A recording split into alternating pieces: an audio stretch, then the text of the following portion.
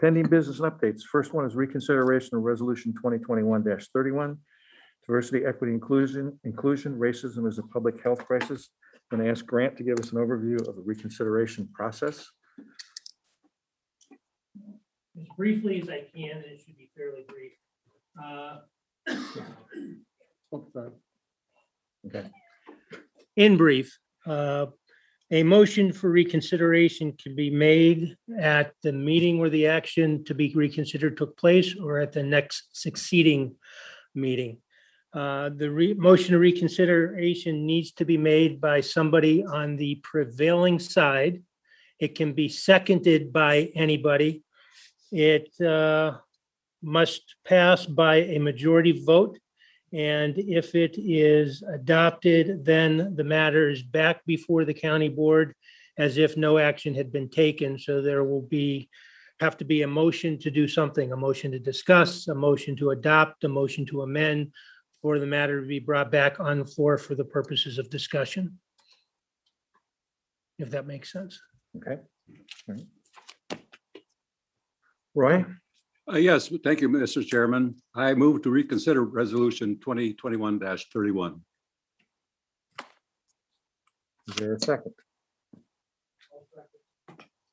You press the button. There we go. Got it. Okay, so the motion is on the floor to reconsider the resolution that previously passed.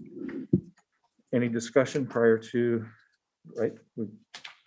Yeah, the motion for reconsideration is subject to debate, and I should have mentioned that, sorry. Okay. Susan? Okay, sorry. Vinny? Just, excuse me, clarification on the process. The motion to reconsider is different than a motion to rescind, and what is being proposed as the consideration? Is that true or false? Sorry. Thank you. You want me?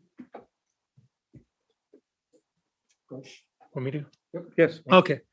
Yeah, the motion to reconsider is, as I indicated, simply to reconsider the action previously taken by the county board at the last meeting. And it merely undoes what was done and brings the matter back before the board as if no action had been taken. The motion to rescind applies to an ordinance, and I can explain a little bit the differences, but we talked about that last month because the ordinance had been enacted, published, it was in place. Reconsideration only got us part of the way, and the intent really was to rescind, and that's the next item on the agenda, but there is a difference between an ordinance that has been enacted that needs to be rescinded and a resolution that was adopted may be reconsidered at the meeting where it was adopted or at the next succeeding meeting. And that's where we're at, is a motion has been made by somebody who voted on the prevailing side and seconded it. It's now subject to debate or something. Okay. Thank you. Dale? Yeah, I'd like to explain a little bit as to why I'm doing this. I was very concerned when this happened at the last meeting that the amendment, it came up and it was voted on, and for me there was no opportunity to compare the two that we were looking at, etc. And I wanted to bring it back because I didn't know if anyone else felt the same way, but I thought it would be worthwhile to discuss it again. And I haven't talked to any of the supervisors except to the chairman when I told him I wanted to do that, and to Dan Osted, who's the oldest member on this. He's got the most experience, I guess. But anyway, I thought it was unusual that something would be brought back and be voted on, immediately. And so that's my reasoning. I'm not trying to change anybody's vote. I just thought it was important that we had more discussion and to make sure that we're doing the right thing. I think we have to do something but I'm not sure what the right wording is.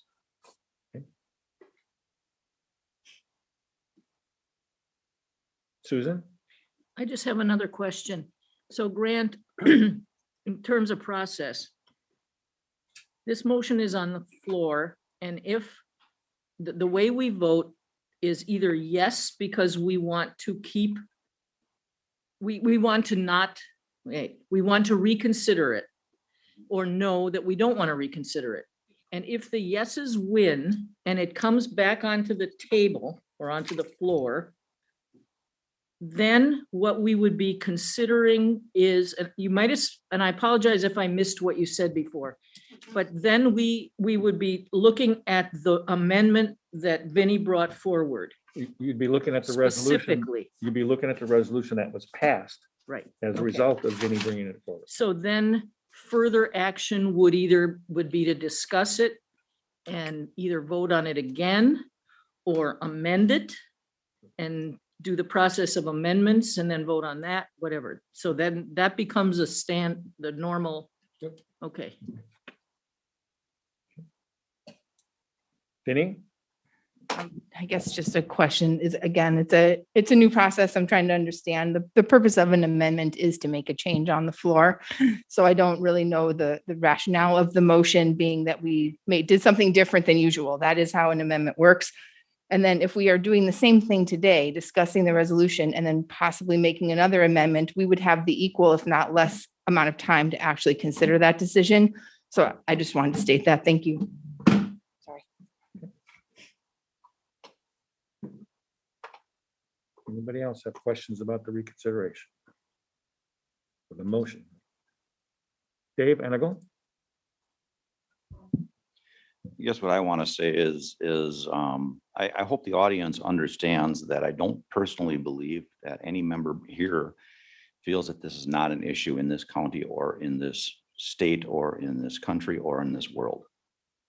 This, in my mind, that had I been here for this meeting, I would have basically inquired about sending it back to committee or a longer time to review, because this is a substantial change from the version that came from administration, as that is a substantial change from the version that came from legislative.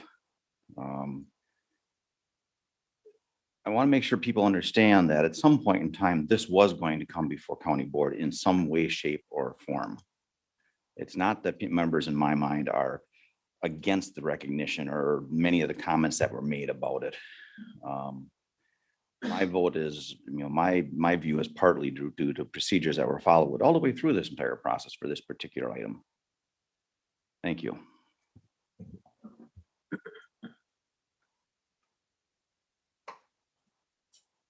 Joel?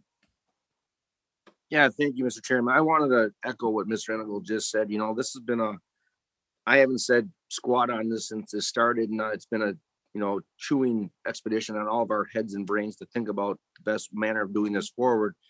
But Mr. Enigal just hit the nail on the head. And the thing that I'm not opposed to anything that wants to come forward out of this or go forward. Do I understand there's a problem and a concern? Absolutely. I think all 21 of us do.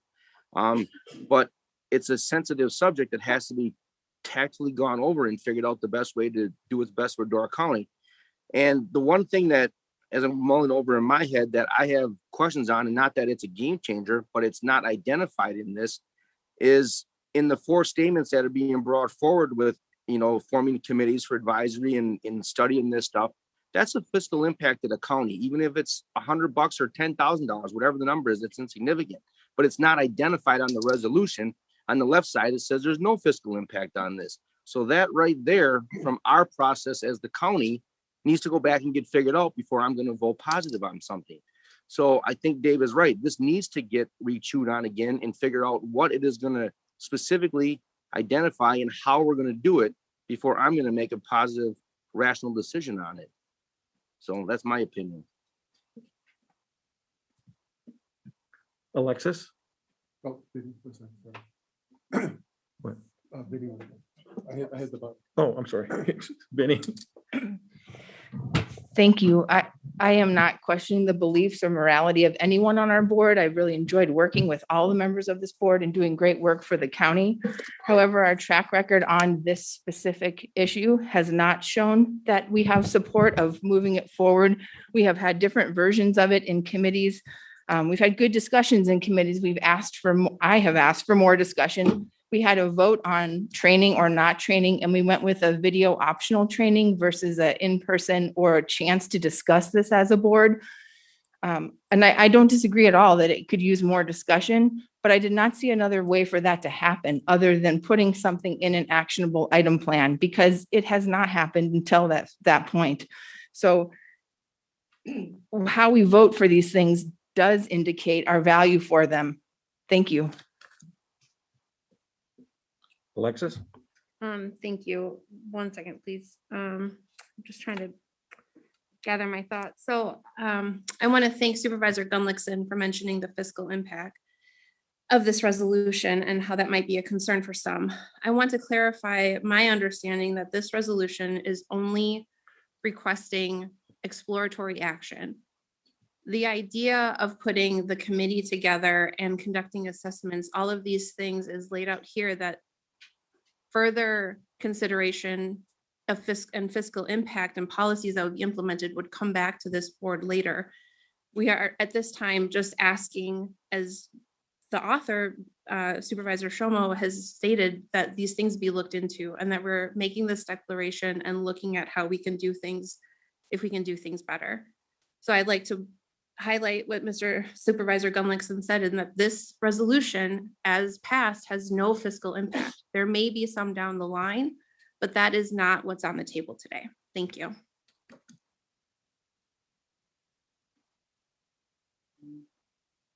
Anybody else? Bob? Thank you, Mr. Chairman. Responding a bit to Mr. Engel's comments, and I think, this is something that I brought up the last time, was that we've had an initial resolution that the administrator brought to the legislative committee in the heat of summer, when the streets were, some streets in some communities were experiencing some pretty challenging times. And that resolution had some pretty strong language in it. And then, and that worked its way through, and we thought we had done our due diligence and did enough of a good job to kind of, find a good solution and a good wording that people would support. The admin committee thought differently and came up with a completely new version, which, again, the way I look at it is the pendulum was on one side and then the pendulum swung over to the other side. And that's why I was so delighted and excited to support what Ms. Shomo brought forth, because I feel like she cut through, the haze on either side, so to speak. I feel like what is in front of us here is a very clear and concise and well worded, and it takes out the strong language, and it's basically a really solid thing. And I think it's something worth supporting. So, and I agree with Supervisor Hein Peter that, your vote on this does reflect your values. And I think we shouldn't get hung up on little things like, whatever it is about a committee, or, I don't know if we have to discuss that further as far as, getting real picky about the exact implications of a committee as far as cost. Again, I'm not, nobody's looking to spend more money than we need to, but again, this is an important issue that does, deserve at the very least this cursory kind of review of things. I think it's good as written, and I will continue to support it. Thank you. Anybody else have any discussions on the reconsideration motion? Okay, so we'll go to the voter board, but I want to be very clear, and Grant, you can clarify if I say something wrong or go the wrong direction. If you vote in favor of this motion, you're bringing back the resolution that was passed at last month's meeting and putting it back on the table or back on the floor to be discussed and voted on or amended as may happen. So if you vote in the affirmative, if you vote yes, you're bringing it back as though it had not been voted on before. If you vote no, okay, it's not coming back. It's finished and it will not be coming back for reconsideration or further discussion at this meeting. Have I stated anything incorrectly, Grant, or anything you want to add? No, that's correct. Okay. Okay. Ready?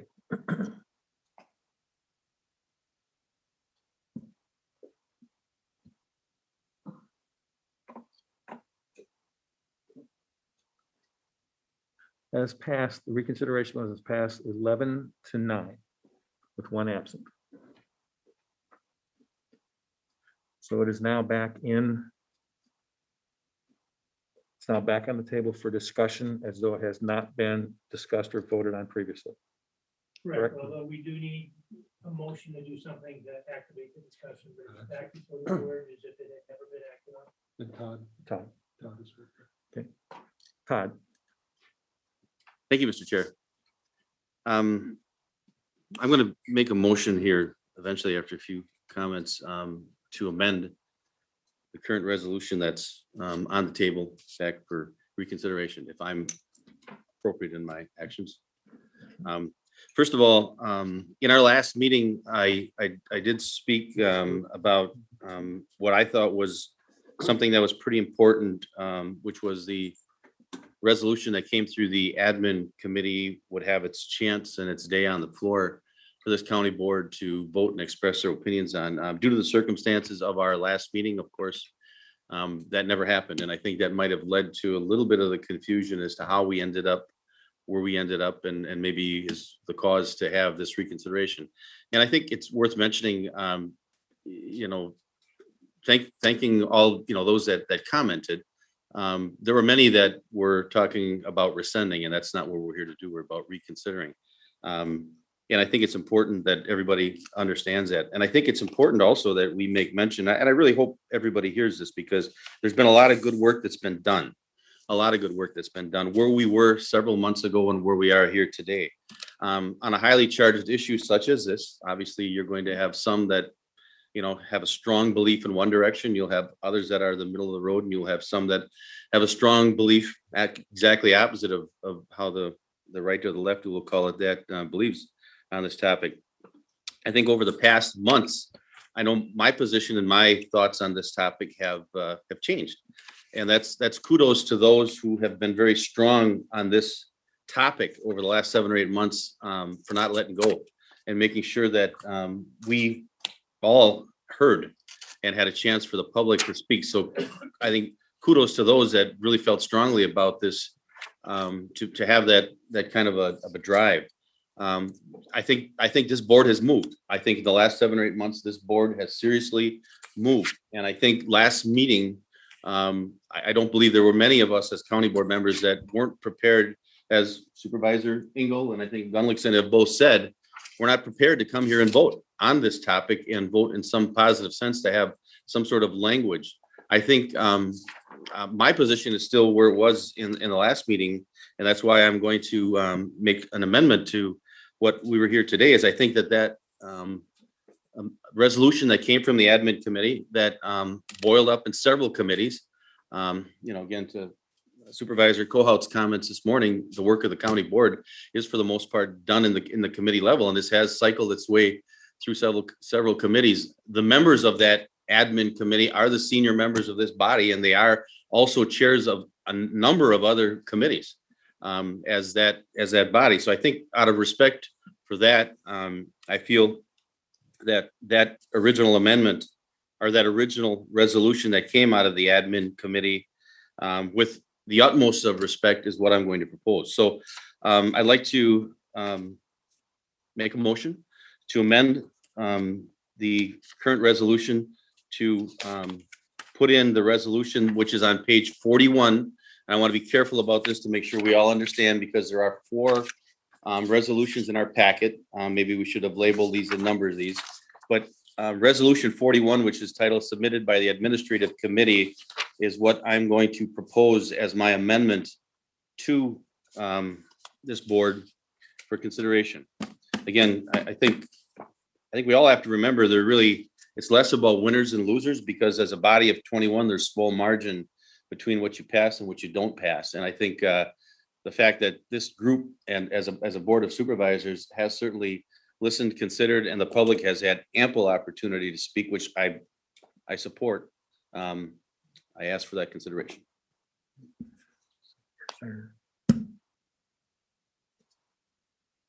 So I got to push done? Right, okay. I was waiting for the screen to come up. But, okay. Okay. Okay, so we have an amendment on the floor with a second. Okay. But Grant, I just want to clarify something. We're going to go slow and clarify it as we go, make sure. Okay, so the discussion at this point in time, for somebody who wants to speak, would be on the amendment, Correct, whether or not to do the amendment. correct. Okay.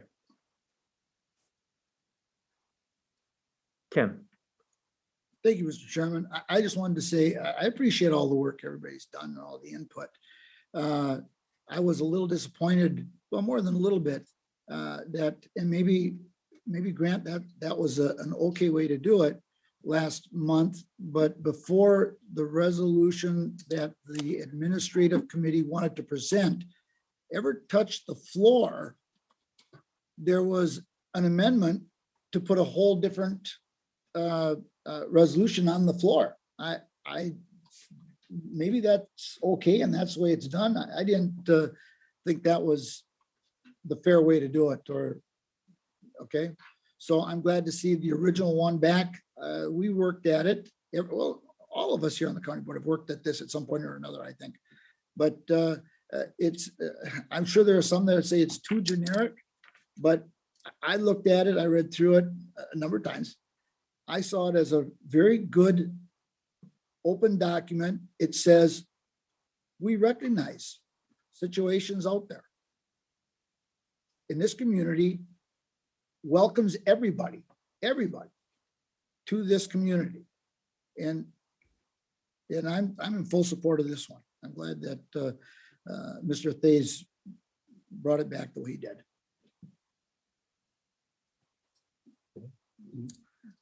Vinny?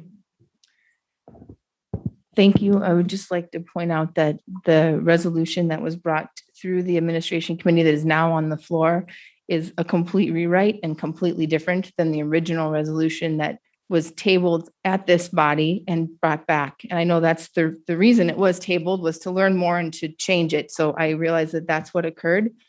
I will not vote for this one, as that it does not include equity, which is a key component of having a resolution like this. Thank you. I just want to point out something on the procedure side.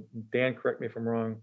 At the previous, well, 2 county board meetings ago, there was a motion made to take the resolution and send it to admin committee and let admin committee rework it and bring it back with new language. And that's what the admin committee did. That's why it was changed, because it was a motion and approved by, on a majority vote by the board to do just that.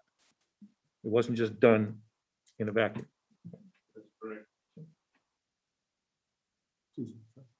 Susan. I'm looking for a little guidance here.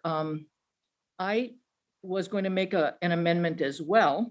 And my attempt was to bring back the resolution from admin with some changes.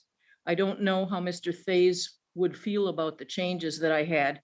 So what I'm asking is, well, I'm not sure. I'm asking, should I ask to amend what he's saying? Should I share the content? And maybe Mr. Thays would be willing to include that in his, I don't know, as a friendly amendment. I think that's what it's called. Or should I wait until we've processed this and then see if there's still time to make an amendment? Can you tell me what to do? Grant? Procedurally, where we're at is there's a motion to amend. It's been seconded and it's being discussed. What is allowable is a motion to amend a motion to amend. So we have the primary motion to amend, which is on the floor.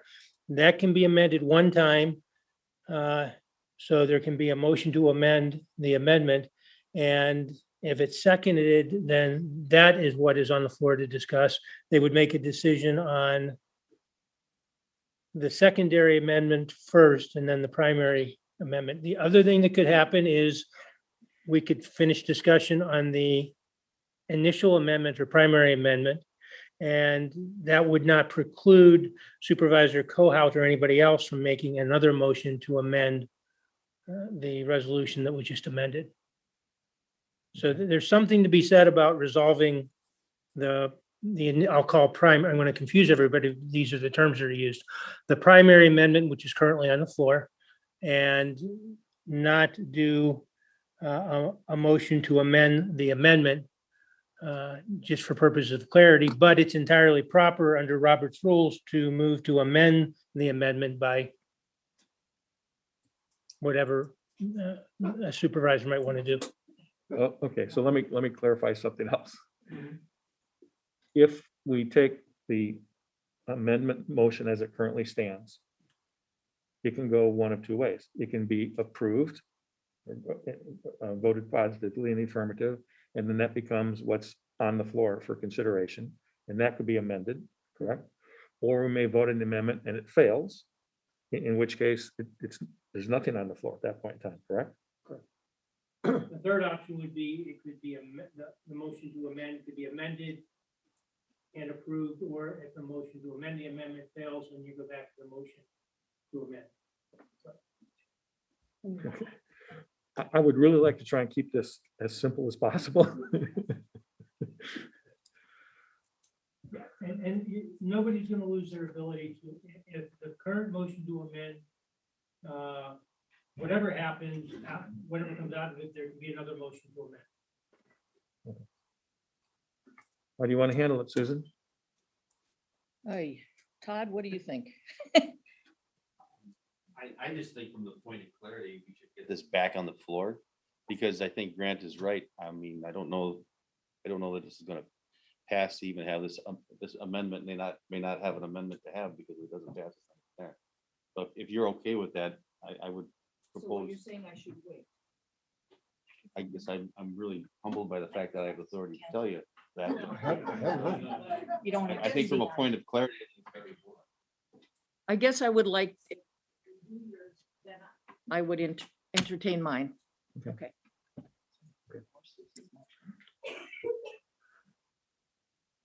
Nissa? Thank you. So since I'm virtual, sometimes sound cuts out. So I think I've got the gist of what most people are saying. One of my concerns about the resolution submitted by admin is, while it says that we will support policies and stuff like that, it doesn't give an idea of what those policies may even be, or if we're even looking at training, or if it says, hey, we want to do the right thing and end it there. You know, my concern is that there's no actual comments about future possible ideas.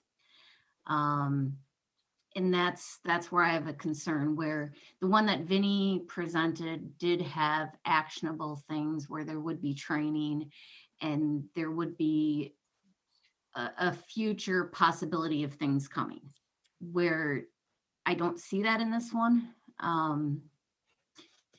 And that for me is a concern, because like I said in the last, we can pass anything we want, but without actual push with it, it doesn't mean anything. Thank you. Kara? Thank you, Mr. Chair. The thing that I would like to bring forward is that I think to say that we should support or consider something primarily or solely out of respect for years of experience on the county board is unimaginable to me. We know the pressure to conform once you're in an elected position is really strong, and bodies of government want to preserve themselves, and power erodes you. So if you're going to say we should just cater to the admin committee just because of the years of experience, that's something that I really do oppose. And I've heard a number of times in this session about a rumbling, which just means that there are things going on that not everyone's included in. And it's just because of the amount of time on the board, and it feels like gatekeeping to me. And that's, it really is the thing about old boys clubs and old, you know, it's that sense that we really need to break through and not bow down to. So I will definitely not be in support of this resolution. Thank you. Dan? Well, I want to explain something. We sent this back to the admin committee, and part of the reason we sent it back to admin committee is there was therefore be resolved a lot of items that would be costly to the county. And I think Ken alluded to that, but his talk went over the top of everybody's head. It doesn't stop us if we pass the one that is on the floor now from future ideas coming before the county board and doing some of this stuff. But if we pass the resolution that was passed at the last board, it mandates that we do this. It isn't that it's not going to come to us, it's mandated. And the idea was when it came back from the admin committee that we could take these things singularly at a time and maybe implement them, but not be mandated to do it according to resolution.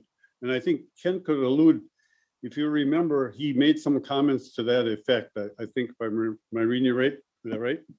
About it. Or And admin. What at admin? Well, you made the comments at the last county board meeting that some of these things could be done, but by the resolution they had to be done. But if we put the one that's on the floor now, it could be done at a later date, not necessarily mandated to do it. Well, I guess the only thing I did ask for is I asked for You said clarity. I that asked you for have to form clarity. committees and all kinds of stuff like that to Right. implement the stuff requested. Correct. I did ask for clarity on that item, correct. Elizabeth? Thank you, Mr. Chair. Yeah, I just echo, I did have the fiscal implications were of concern in the other version. I like this version. I always have. I'm new to the board, so I'm not from the old guard.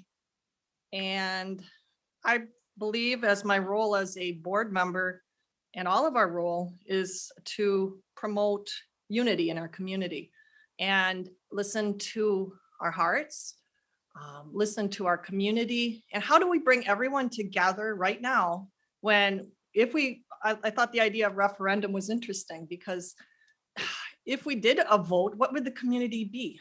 Would it be a lot like our last election? I'm guessing it would be 50-50.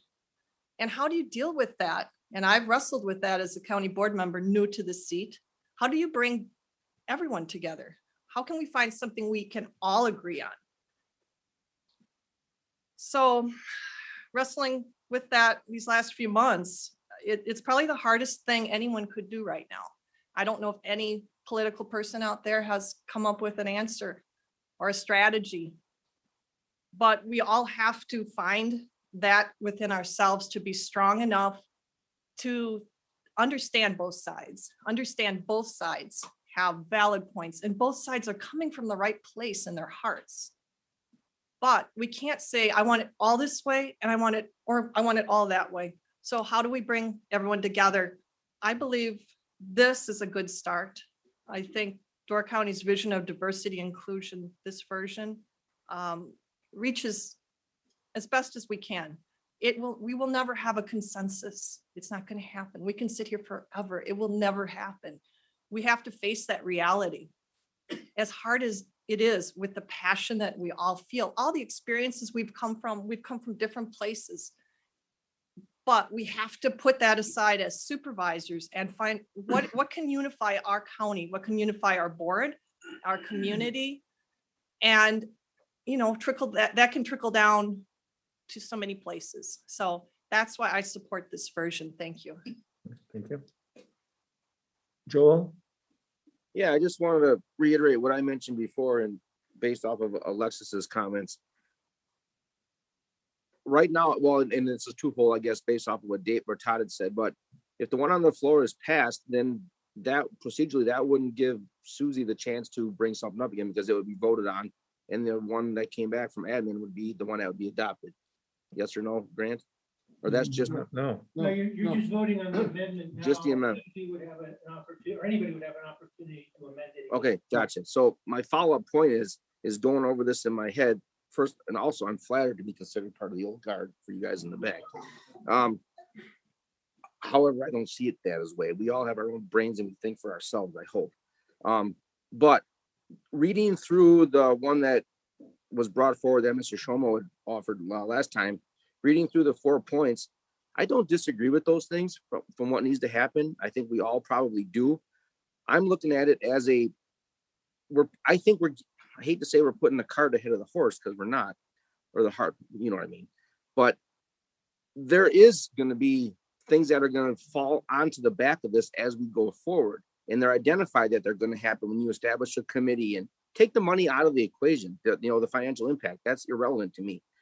But we're going to set up committees. We're going to study this. We're going to get people to do that. There is going to be ramifications of what come out of creating and going about what's going here. And that's a great thing. I'm not condoning that or opposed to that. But I want to know what those steps are going to be and how we're going to do it before we vote on how we're going to do it. So that's where I sit on this. So there needs to be, for lack of a better term, a little more kicking our cat down the road here to figure out exactly how we're going to get from A to Z before I will 100% fully support how we're going to do it. I support doing it, but how we're going to do it is going to be where I need some more clarification on. Megan? Thank you, Mr. Chairman. With all due respect to everyone that has worked so hard on this, what has currently been brought back to the floor, as far as I can see, and please, somebody correct me if I'm wrong, it does not have any actionable items to it. It does not have any teeth. It feels like just a watered down, like feel-good statement. And it really, truly in that is not at all a middle ground. I agree with Supervisor Gauger that the best that we need to promote unity. Okay, we do. We most definitely need that in our community, on this board. But the best way, far and beyond any other way to promote unity, is to create opportunities for sharing and for listening. That is how we learn from one another. So taking out all of the action, all those actionable items from the resolution that passed last month really works against that. Because this is so meaningful and it does require action for it to have meaning and purpose and teeth. And if we're going to look back on what we're supposed to be doing as a board, the things we talked about this morning, then we need to be a bit more fearless and then what admin had initially brought to us. So I cannot support this amendment because it's soft.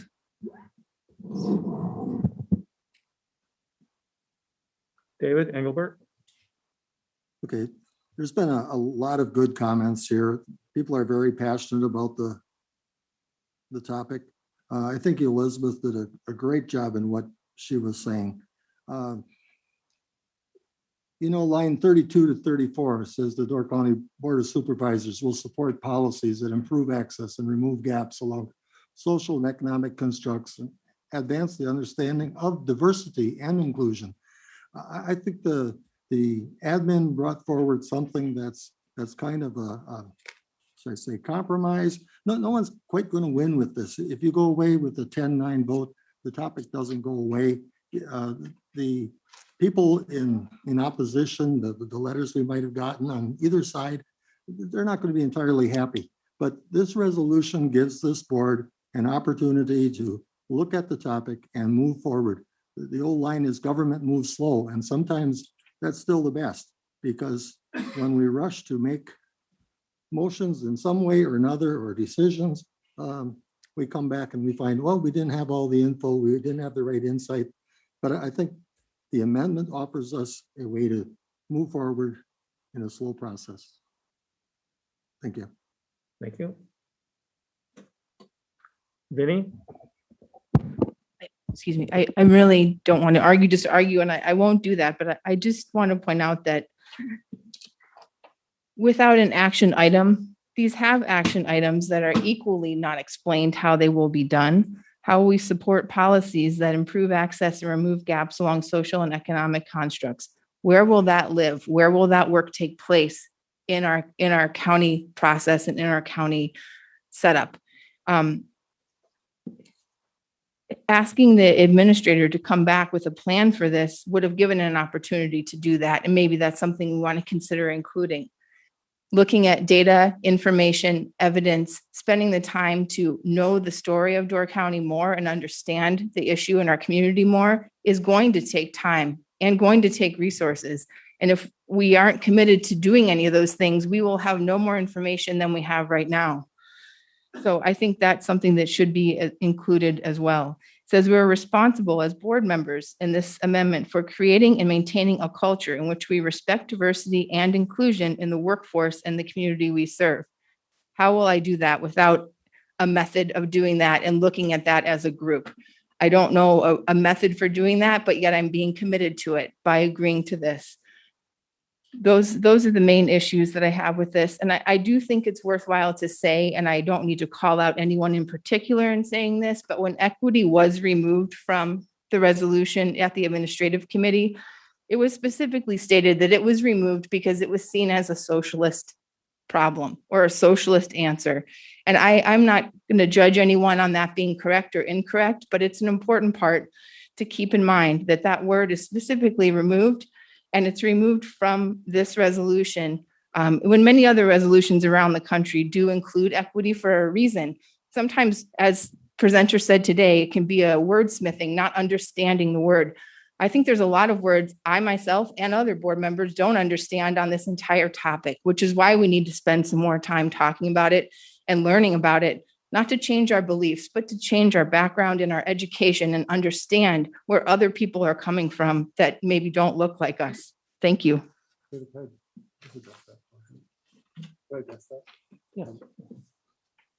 I guess if I could, just for 1 second, I do want to address that because I'm the one of the equity when we were working on this. I mean, you can just point it. I'm the one who discussed taking it out.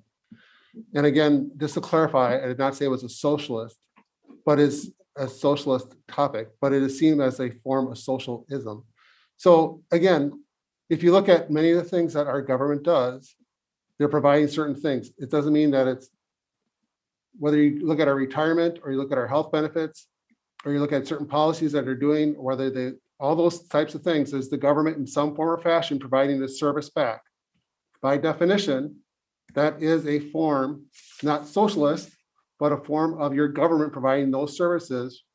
And that's part of the topic. So the reason why there was a discussion is that even when we went through all the training, the biggest topic that came up through all the WCA stuff was, what does that mean? And what does that mean? Or what does it imply for your government? And it was one of those areas where it was seen as an area where there's concern about what are you committing when you say that? Are we, so that's the only reason it's not, I didn't say it was socialistic. It's a form of, again, going by the definition in terms of government, going back to 101 government, when your government provides you a service, you're taxed on it, but they're providing it back, they're providing some type of benefit. That's the construct of that, nothing more. So I just want to explain that. I know, Bob, you're shaking your head not, but I'm just trying to explain the context of it. Thank you. I appreciate the response and I understand the place the word was coming from, but I think it just highlights the fact that we just need to spend some more time with it and come to an understanding together. And that was not happening or did not happen with a video training that we never spoke about as a board. Thank you. Nissa? Thank you. One of the things that was brought up about not having mandates. So by having a mandate, that forces us to do an action. Not having a mandate, we can pass anything and we never have to touch it again or look at it or deal with it. By putting mandates in, it forces us to act, it forces us to do something, and it forces us to at least make an attempt at something. Not having a mandate.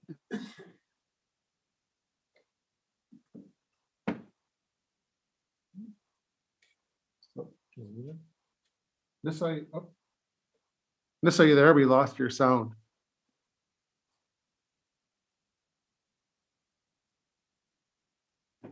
Nope, she's not muted. So. Nissa, your sound's not working, so you might have to try to get back in, but we will come back. I just want to make a comment myself. There's been several comments made about the lack of a mandate or the lack of deliverables or whatever. Just ends up passing something that looked great, but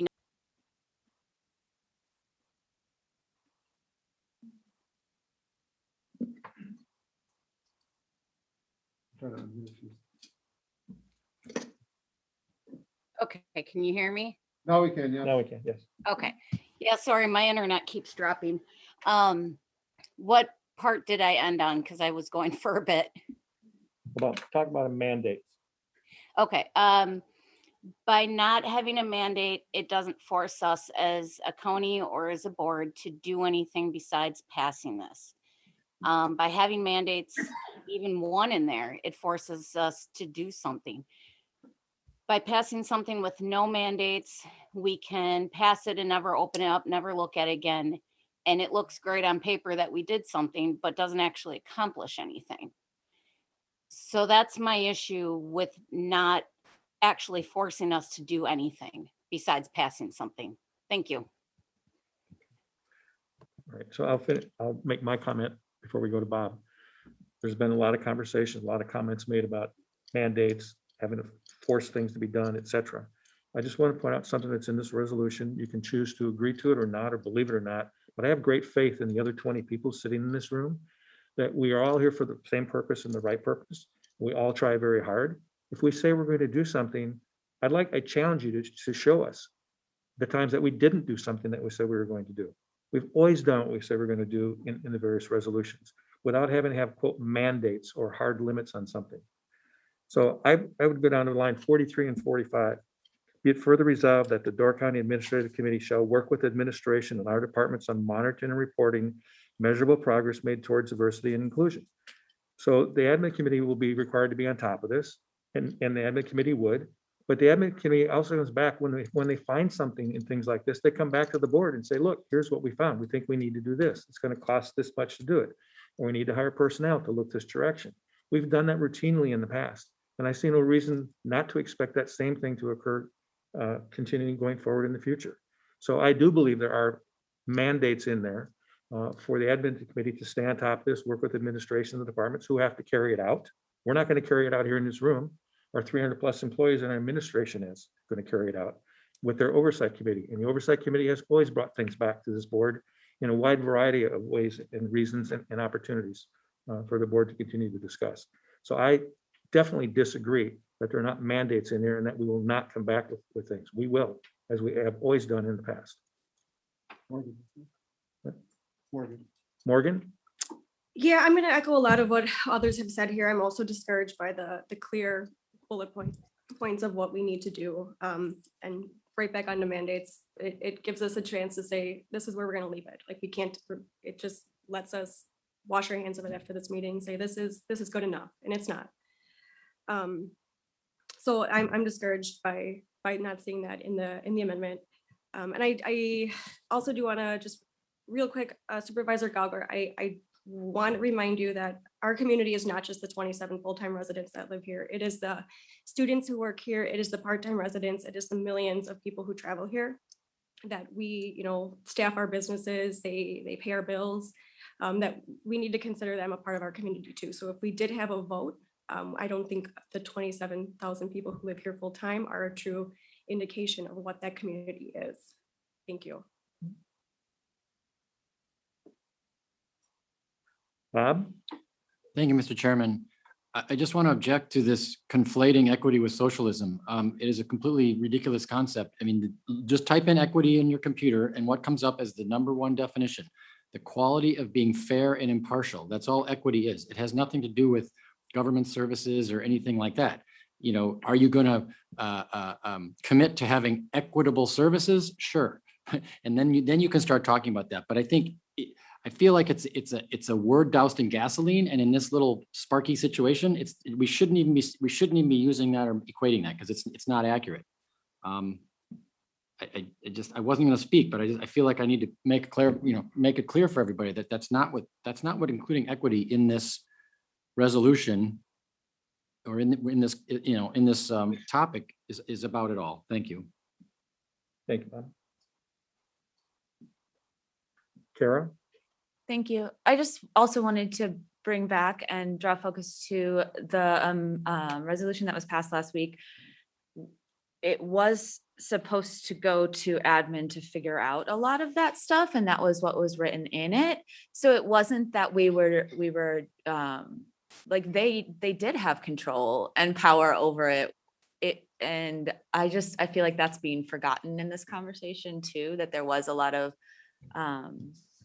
they had a lot of power to do, to come up with the solutions for some of the things that were outlined in the resolution. Thank you.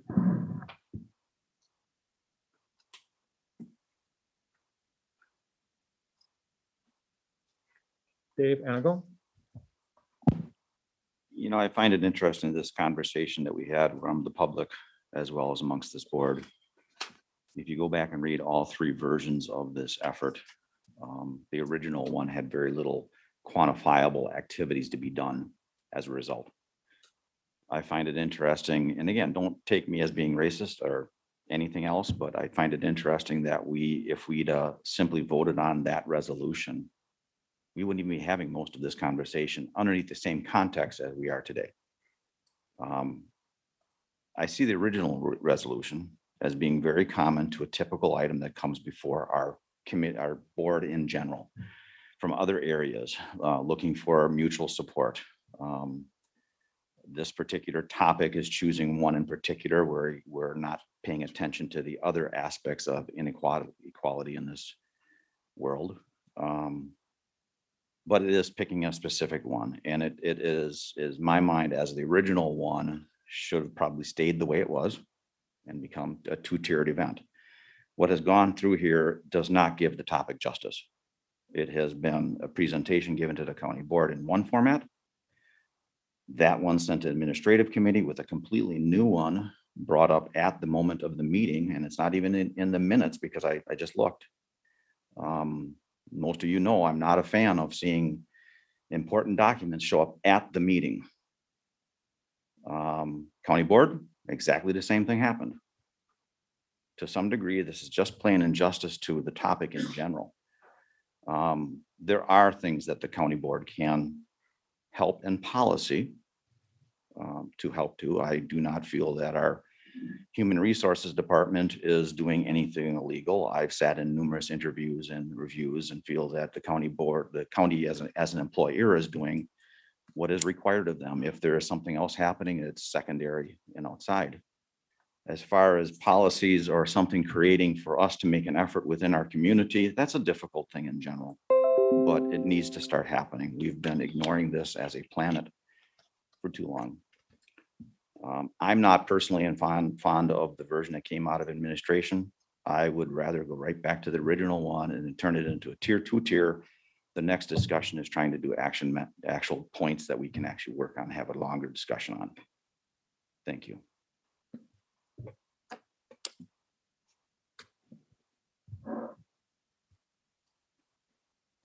Anybody else? Okay, we will go to the voter board. Now, let's reiterate, Grant, correct me. So this vote is to vote on the amendment that was made, and the amendment was to bring back on the floor the resolution that was submitted by the administrative committee. Door County's vision of diversity and inclusion. So if you vote in the affirmative or yes, that will be brought to the table for discussion and vote or further amendments. So this is to vote to allow the amendment on the floor.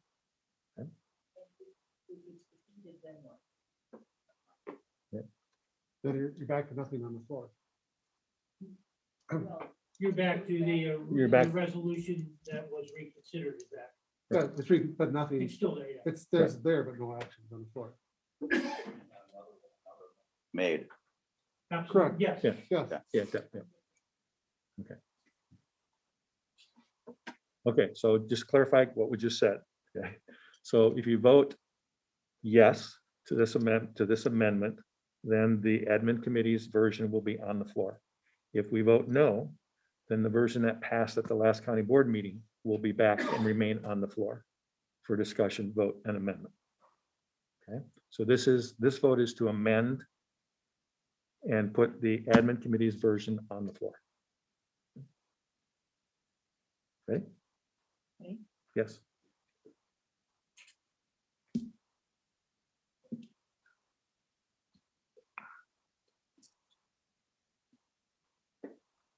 That has the amendment has passed by a vote 11 yea, 9 nay, and 1 absent.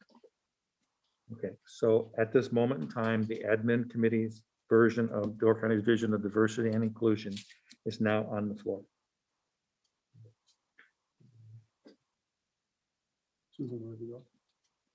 Susan? I would like to make a motion for another amendment. I have copies for people, if that's helpful. Is that okay? And then I'll explain why I did it.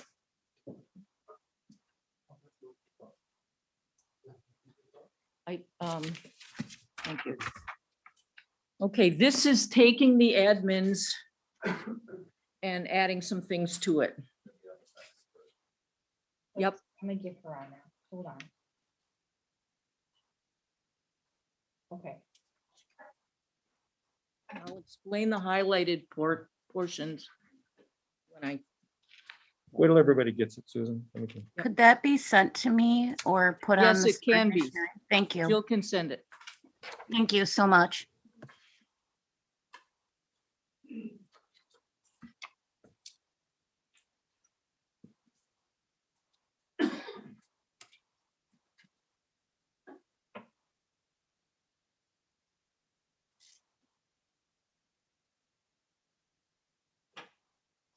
At our last meeting and then again, a little while ago, I voted for the resolution that Vinnie brought forward.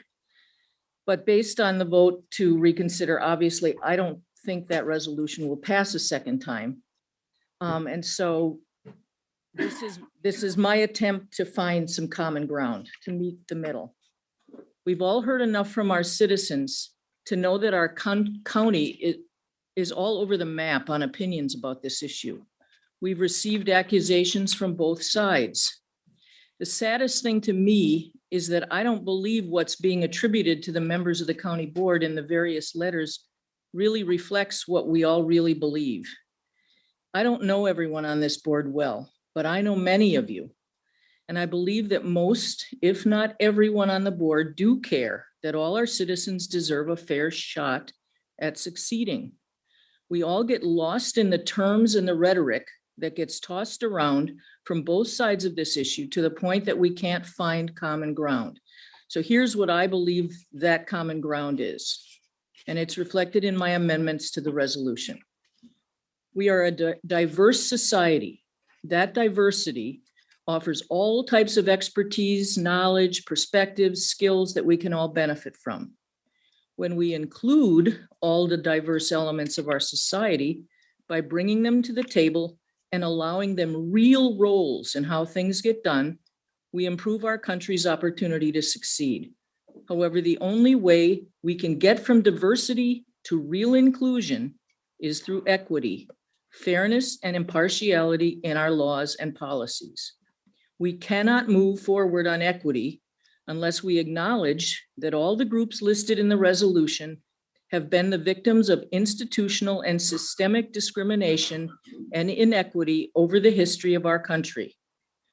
Some examples have been huge, like the GI Bill after World War II, excluding Black veterans from mortgages and student loans, or our government's policies towards our Indigenous people. Some may not seem as important, such as the fact that it wasn't until the 1970s that a law was passed to guarantee that a woman could get credit, That may not seem very big.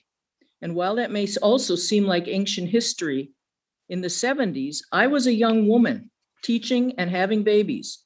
And yet until that law was passed, I could be kept from getting a loan or a credit card unless it was co-signed by a man. Until laws, regulations, and policies put equity in place, various groups will always be left behind. So in the amendment, I added the word equity in each instance of the phrase diversity and inclusion. I think it has to be there.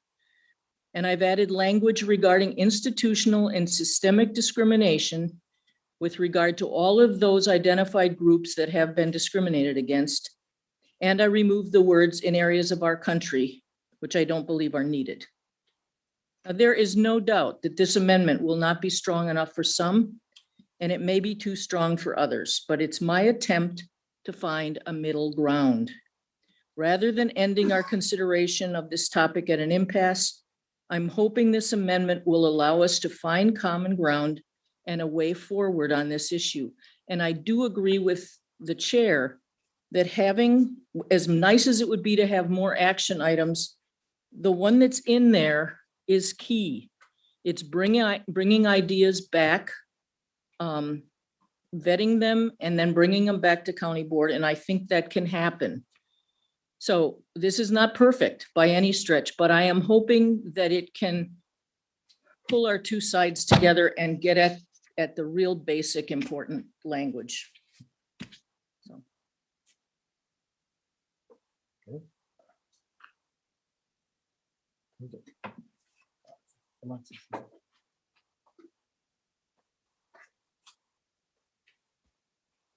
Alexis? Thank you, No, still- Mr. Chair. No, it's still not. Wait. Is your microphone on? Okay, all right, sorry. Yeah. It's like I disconnected before, but now I'm back and you're not. One second, it says you're disconnected, but you're not. And my thing went out a little bit earlier too. It's back on now though.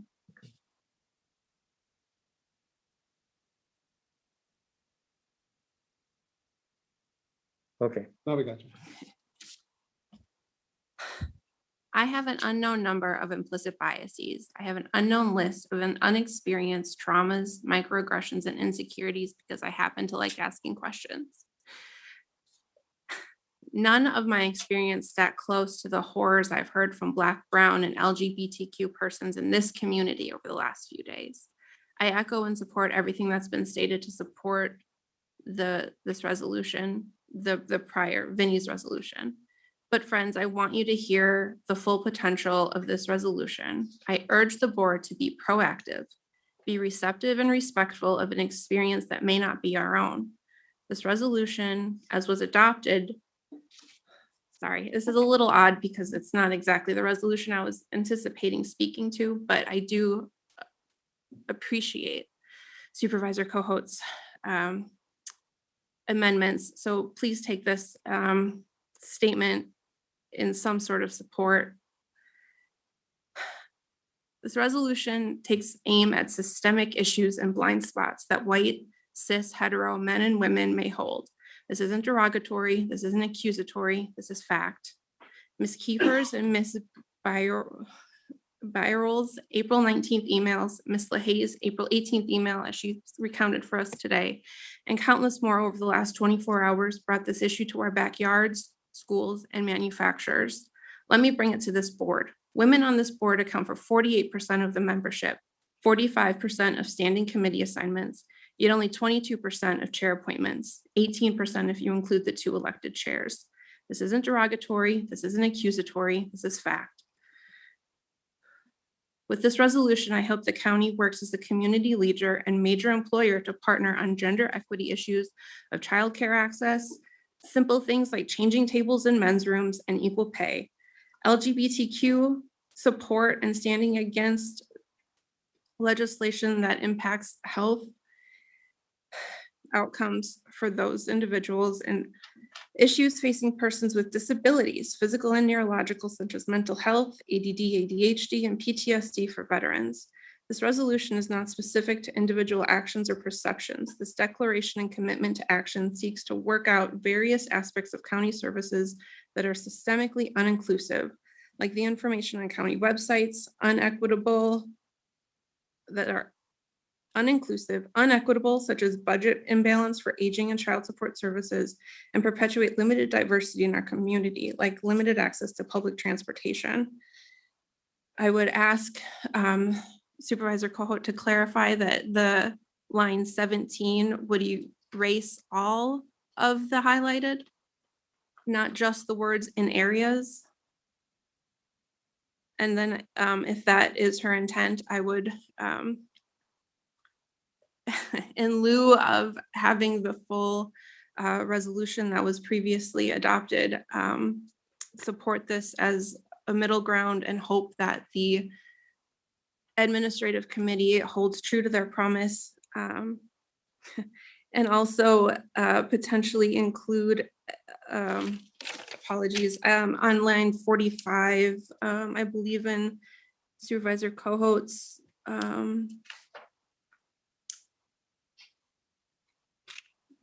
it would be line about the line 50, be it further resolved, adding language to report back to full county board at some regular interval. I suggest quarterly. Thank you.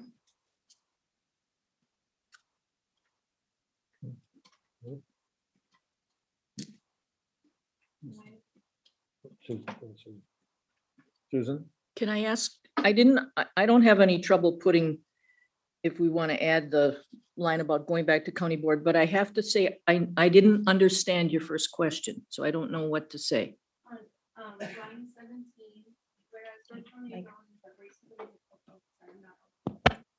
Yep. no, yeah. Okay, thank you. Line 17, whereas Door County acknowledges that racism is a public health crisis.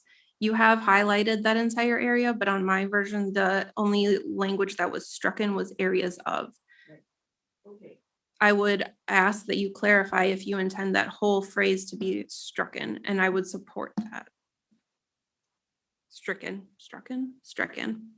Yes, I intended it. I didn't always remember to make the changes. So yes, I intended in areas of our country to be gone. Okay, will you please read line 17 and 18 as you intended to be? Okay, whereas Door County acknowledges that racism is a public health crisis and that Door County can and should play a role in seeking lasting solutions. And Thank you. So strike out the yellow. Okay. Nissa? Okay, can everyone hear me? Just so I know my internet's working again. Okay. I can say that, reading what Susie's presented, I honestly don't hate it. So thank you for that. I do like that you included, I saw the thumbs up. I do like that you included LGBTQ.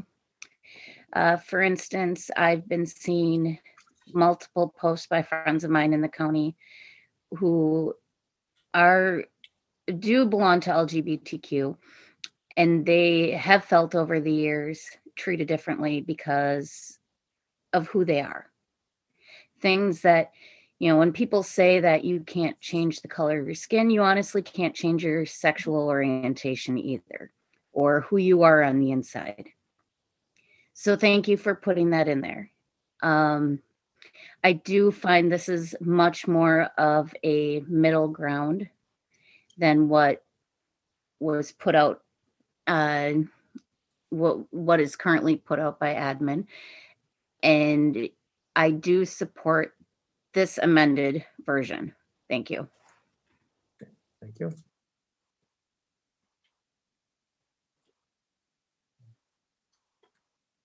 Bob? Thank you, Mr. Chairman. I'd like to follow up on Supervisor Hein Peters. I think it was a request of Supervisor Cohout to include somewhere in that line 50, that bottom portion to report back quarterly.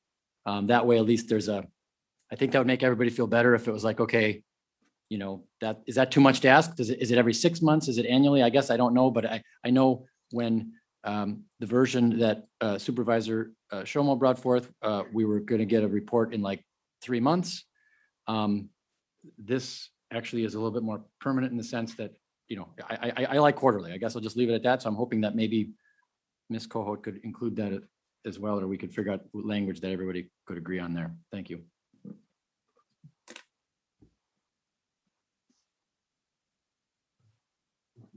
Oops, I'm sorry. I guess however we would word it, I certainly don't think it's expecting too much for us to be talking about it quarterly, if not more than that at admin, as our staff figures out ways of working on this and directing us in what we need to do. Mr. Paving, do you feel like quarterly is an impossibility?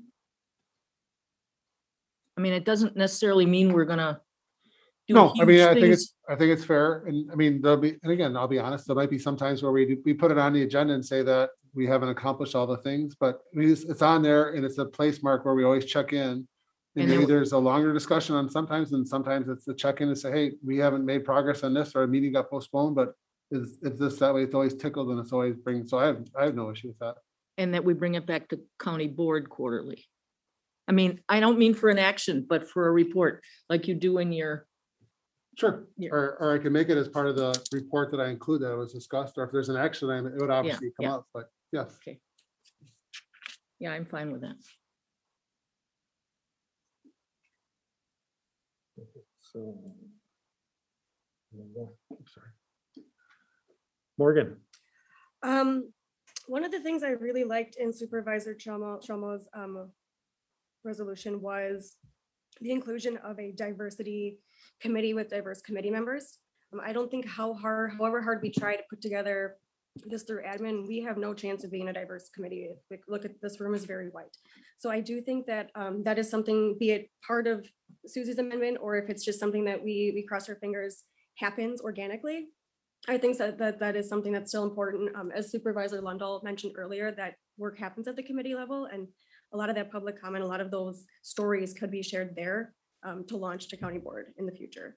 So that's something that I would still like to see happen in the future. But Susie, thank you very much for putting this together. It's clear that you put a lot of work into this and a lot of heart and thought. So I thank you. Thank you.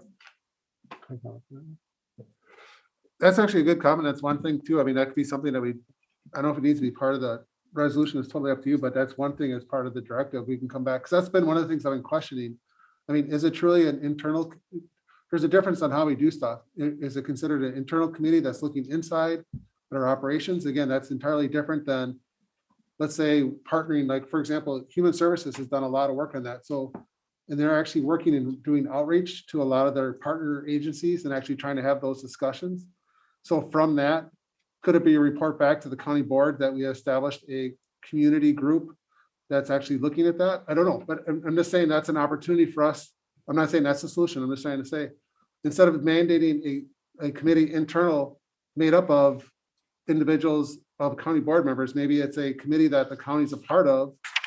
That's a community group that actually is doing that. So I guess I think that's something that could be explored. I know Human Services is probably the lead on that, but I agree with what you're saying, but I guess that's what, in my mind, to be a stronger preference be, we know there's interest in forming that type of activity, but I don't think it has to be mandated that be a county board committee, or, because again, then it changes the whole focus, I think, on having that discussion. So That's okay at this point. I just want to make sure that we keep that in front of mind. That I'm just trying to have a discussion with you on Right, the thought process. Yep.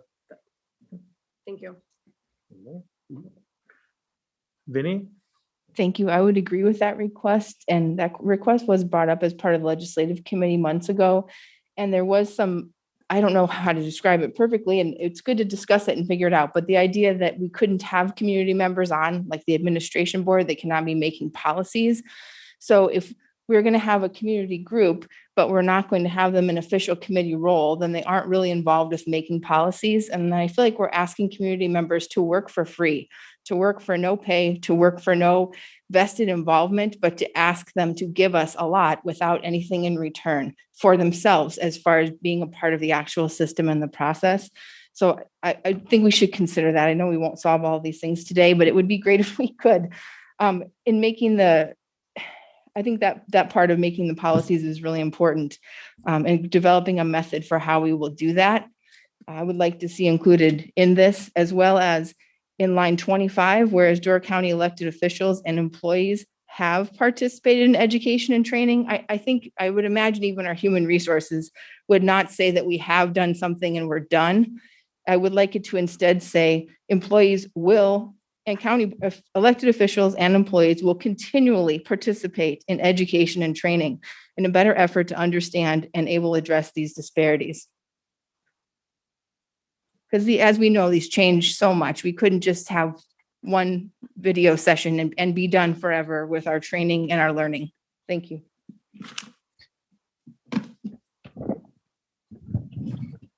Megan? Supervisor Cohout, was that anything that you'd want to respond to since it's your amendment before I go?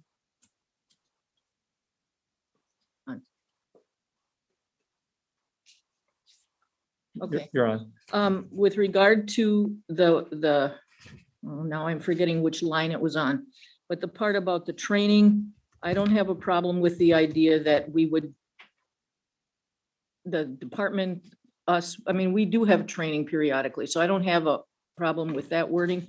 I guess I would like us not to specifically put in here a committee, even though I think a lot of us think that it needs to go, because that would have to be fleshed out in terms of, and maybe that's a topic for next admin, just to brainstorm, or maybe at the next county board, come with ideas of how such a committee might be structured, because there's lots of possible ways.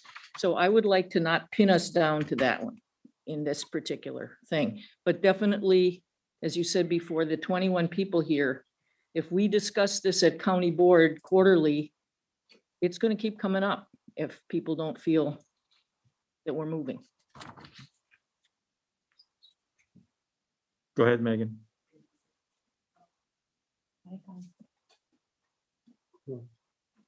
There we go. Thank you, Mr. Chairman. I want to reiterate and mirror some things that have already been shared. Probably the most important piece, and I think especially when counting on admin, because there's a lot of really important work that happens there, and I don't want this piece to get lost. The most important thing I feel that we can do to help fight this public health crisis as a county is to invite people to the table. And yes, to compensate them for that, to realize that we are a completely Caucasian board of supervisors, and that is that we are not able to speak to the stories of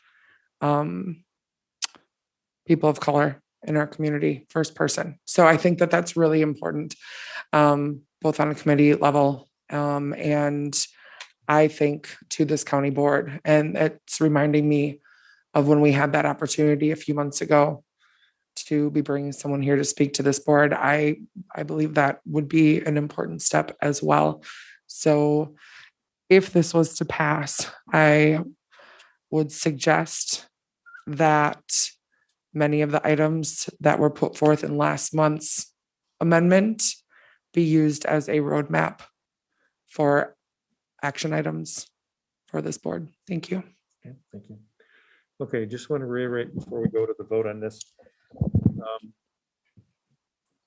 To vote on this amendment, okay? No. Press. Todd? Okay, yep, thank you. Thank you, Mr. Chair. Susie, I do appreciate your words here on this amendment, and I think it becomes further middle ground. You really came to be known by myself, certainly on this board for the last 8 months, as someone that puts a lot of thought into things. And there's nothing here that you've added that I couldn't support. As we continue to talk about this and add piece and piece and piece, that support does tend to unwind. So I think it's time we get this voted on. And I think this is truly some middle ground that we as a county board can feel good about. And I think can stand up in front of the public in regard to having done something. It's not exactly where everyone wants to be. I'm not speaking into here, I'm sorry, but I think it is truly middle ground. So I can support this amendment. I'm done.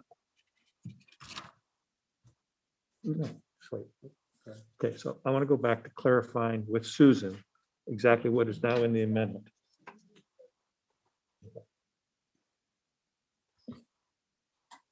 And we're going to bring this to a close. Everybody's had multiple options to speak and have spoken multiple times. It's time to vote on the amendment. Spoke once. And then we'll vote on the resolution, Trying to. have discussion on that yet too. Okay, so does everyone have their paper? Let me just, Grant just handed me what the edits are. So just to confirm, so on line 17, in areas of our country is stricken.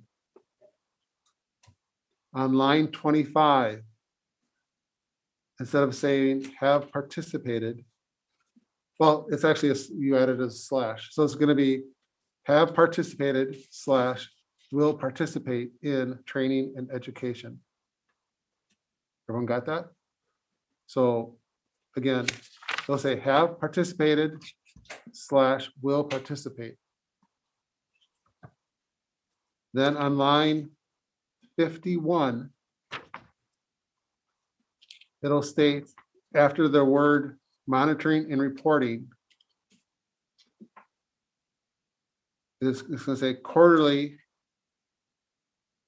to county board. So it would read, be it thoroughly resolved that the Door County Administrative Committee shall work with administration and our departments on monitoring and reporting quarterly to the county board measurable progress made towards diversity, equity, and inclusion. Does everyone have those edits?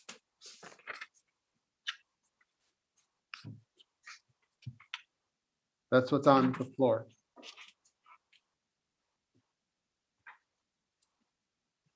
Any questions on those? Well, you had No, first. no. I'm sorry. Okay. I stopped. I Yeah. stopped Okay. input on this and we're going to the vote. I closed it. Okay. But get your clarification. Yes.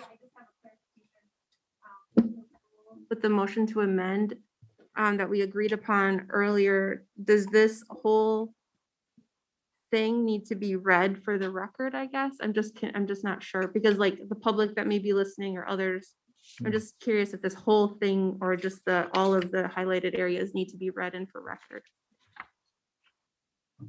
I think we're fine in fact because Supervisor Cohout brought a written amendment. We're ahead of the game where we are most of the time with amendments. I think we're fine. Okay, thank you. That was Okay. All right, we're going to the voter board.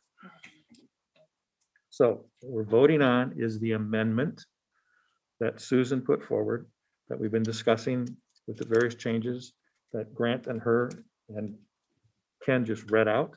Okay, so it's the one with the highlighted yellow portion is what we're voting on.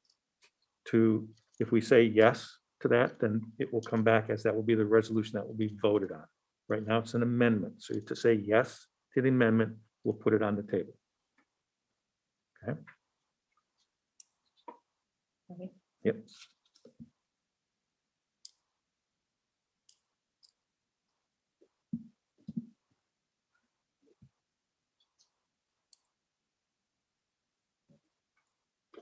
The amendment is passed on the vote of 18 yes, 2 no, and 1 absent. Okay, thank you. Okay, so this amendment that we just is now the resolution that's on the floor to be discussed and voted on. Okay. Mr. Fisher. Thank you, Mr. Chairman. It's a good amendment. I would have supported it, but I can't get past the word equity. I'm sorry. I won't support anything that has the word equity in it. Okay. Vinnie, Thank you. I appreciate the work done to kind of bring this together. And I just wanted to clarify, I thought that Supervisor Cohout had stated that she did not want to identify a committee that this would sit with, but that edit was not made to the amendment paper. That's what I was trying to say before we voted. So if I need to make a new amendment to do that, I'd like to make a new amendment to include that as she had wished and as I agree.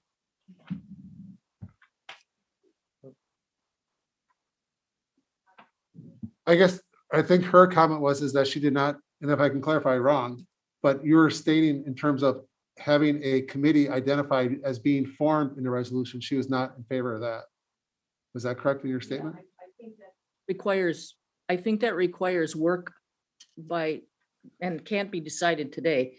So that's what I was referring to. Whatever created body we come up with, I don't think it has to be in this amendment.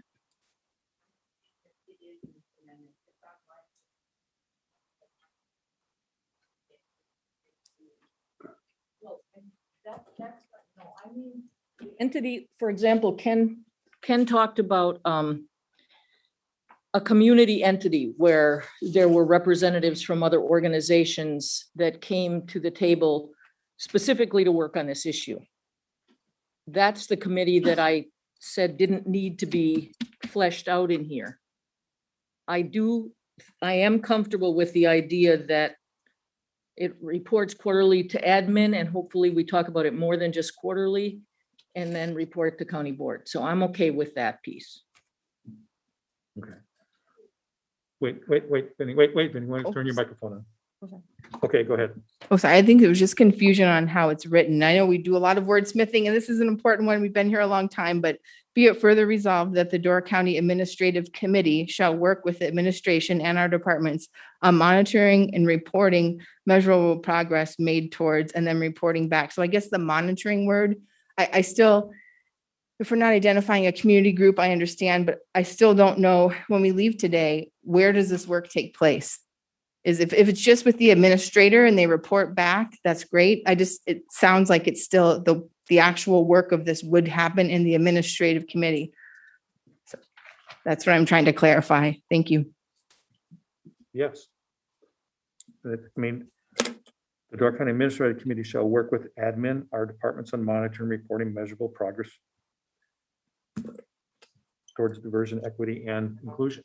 So it does reside in admin, but within admin can form additional committees or come back to the board and say, we want an outside committee, we want an inside committee, any combination thereof. That would be part of what admin would be reviewing and looking at as they get information back from the department heads and administration. What direction do we need to go? Thank you.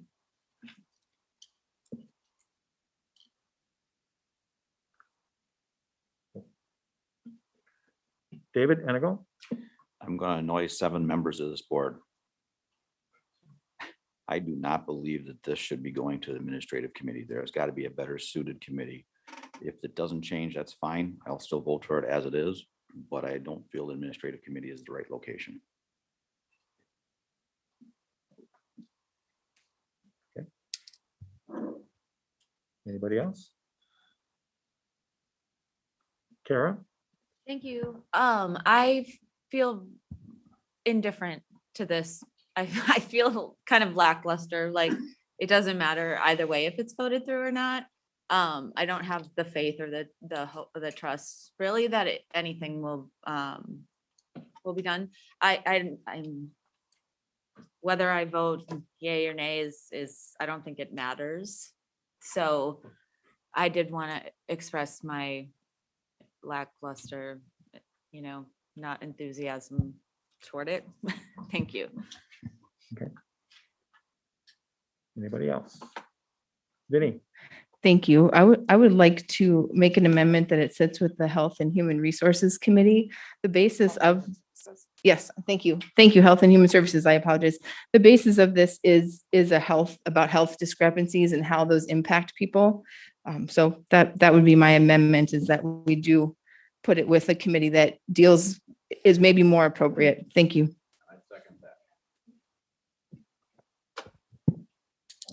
wait. So we have nothing, I have nothing on here because we are. What we have on the floor is as amended right now, as amended. Now Yes. there's another amendment. never a motion to adopt. Yeah, there was, yeah. Yeah, we're yeah. Way back. at Way the back, start. yeah. I did the initial. So now there's an amendment to the amendment that, to the resolution that Susan made. So Susan is no longer, her copy was voted on, and that's on the floor. So they're trying to make an amendment to that. Okay. Okay.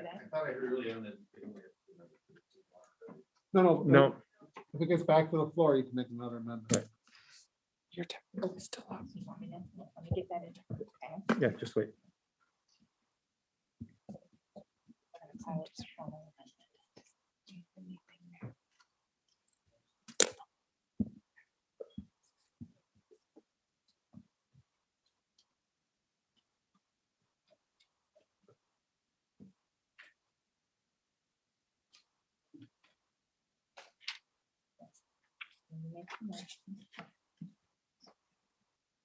All right, Vinny makes the motion, then we need a second. Okay, so Vinny has the motion. We need a second on Vinny's motion to amend. Can someone else announce a second, please? I did. Okay, thank you.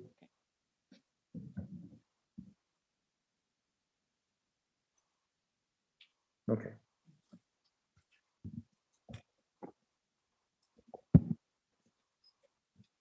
Okay, so we have a motion and a second on Vinnie's amendment, okay? I'll state something before I open it up for the rest of the discussion. As chair of admin committee, I believe it belongs exactly in admin because it can go to any one of 30 or 40 committees as opposed to being in just one. Doesn't mean I don't have faith in health and human services, but I believe admin, because you're gonna be talking about more than just health. If you look at policies, if you look at committees, if you look at departments that we're gonna be working through, the whole idea is to go through all those policies and procedures and look and see where we may have issues with diversity, equity, and inclusion, not just on the health side of things. So I would be against, and I will certainly vote against it being placed other than in the admin. Megan. As the Chair of Health and Human Services and mirroring what Ken shared earlier, that there already are some working groups in human services. If this were to be placed in the care of that committee, I would welcome it. Susan. Oh, I forgot that I did it. I guess, I certainly think that Health and Human Services has a lot to say about this, but I have to say to forward the creation of a committee to do a lot of the things that would have to be done, they really do fall under admin's purview. So, I'm not saying we couldn't work with Health and Human Services, but I guess I agree that it has to be admin. Speak, but I'd like to. Okay, go ahead, Alisa. Thank you. I guess my only comment would be feedback that I hope the chair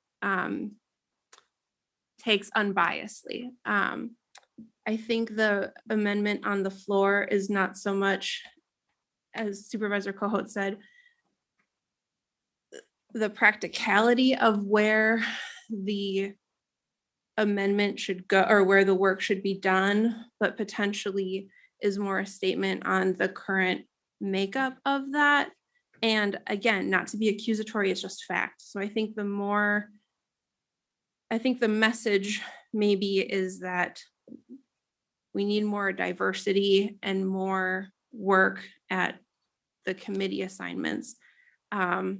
Personally, and in taking that lens to allow this work to have the flexibility it needs, unfortunately, I do support it being under the admin because it makes procedural sense, but I do validate and support the idea that the distrust and the concern with the work that will come out of the particular committee. And that's not to be derogatory. I'm not trying to be offensive. I'm just trying to say that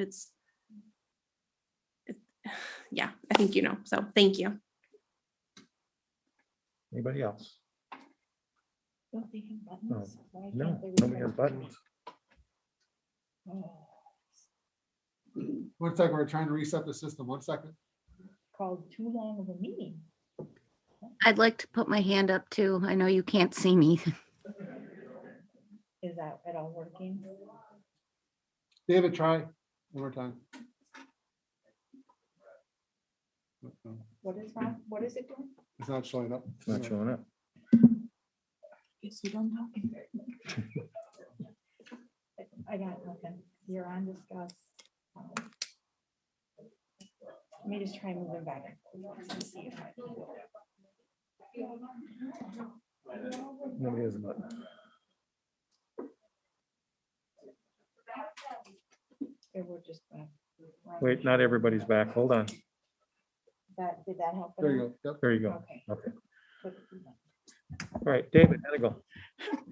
My intent is more directed towards the fact that we all have specialized committees in this county, every state, every country, every world, all the entire world. The fact is that there are individuals that might be more closely recognizably understanding the conversations that need to be made. That's my real interest. The side effect is that in our ordinance, in our operational procedures, any committee can refer something to another committee. Granted, it might take more time, but at least the individual committee that might be, in this case, the health-related one, is most likely going to be more integral or have some existing activities going on. They just seem like the more sensible direction to go. I understand the administrative committee has the authority to redirect more easily, but that doesn't mean that they're going to understand or appropriately work with what's going on. Let's make just a quick comment. I understand the statements and I think there's going to be certain areas that are more diverse in handling certain issues. So I think we need to rely on all the strengths of the departments and instead of trying to silo this. I mean, Health and Human Services are going to be the experts that probably looking at from the health aspect. Emergencies, the police department is going to look at it in terms of how they're doing their services. Emergency services might be looking at how they do the responses. So again, I don't think, I think we're trying to push this down too far and try to guide us through rather than saying we have a diverse organization that has to look at this globally. And we're trying to push this down to where it now can't be global. And I just think it's a mistake. I would disagree with it not being global. Again, they're intended to work together. That's just my view of it. Penny? Thank you. I think we still have a little bit of the acknowledgement of health disparity in this present approved or, recommended resolution. But I feel that the outcome and the feedback that we need to get, I don't think we are going to get in the administrative committee, no matter who is on that committee, just by the actual roles and function of the committee. It's more based on policy and procedures, less based on what is the outcome of our services and how does that directly impact people, the people receiving the services. How does that feel for them and how do we interact? I don't know very many ways the administrative committee communicates with the community in general. I haven't seen hardly any examples of that since I've been on the board, and it's not a criticism. I just think it shows to the nature of the committee. It's very internal.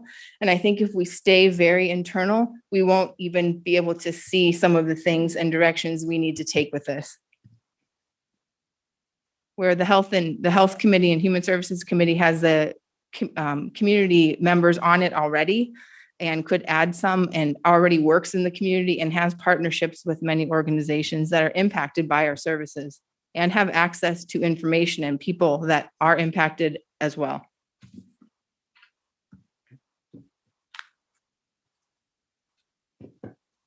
Okay, time to bring it to a vote. So what we're voting on is an amendment to the resolution that's currently on the floor via Susan, that down in line 50, instead of Door County Admin Committee, it'd be Health and Human Services. Okay.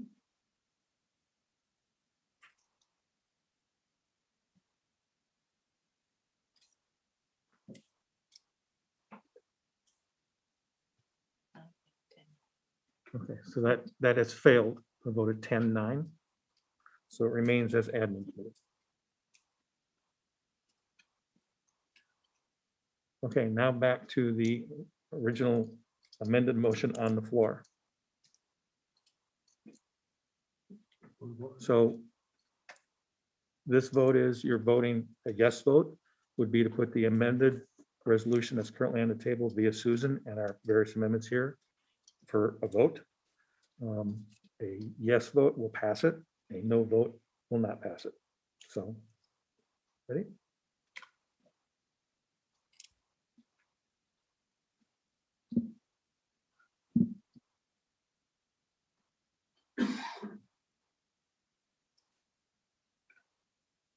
That has passed on the vote is 16 yay, 3 nay, and 2 absent. Sorry. Thank you. Just leave it up there.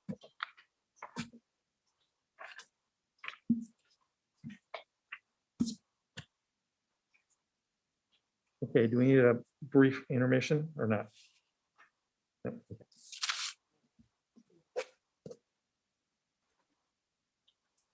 Ordinance 2021-09, rescission of a mandatory ordinance 2021-5, chapter 11.05 Door County Code, all terrain vehicles and utility terrain vehicle routes. Roy. Thank you, Mr. Chair. I move a motion to rescind ordinance, amended ordinance number 2021-05. There's a motion and a second. Any discussion?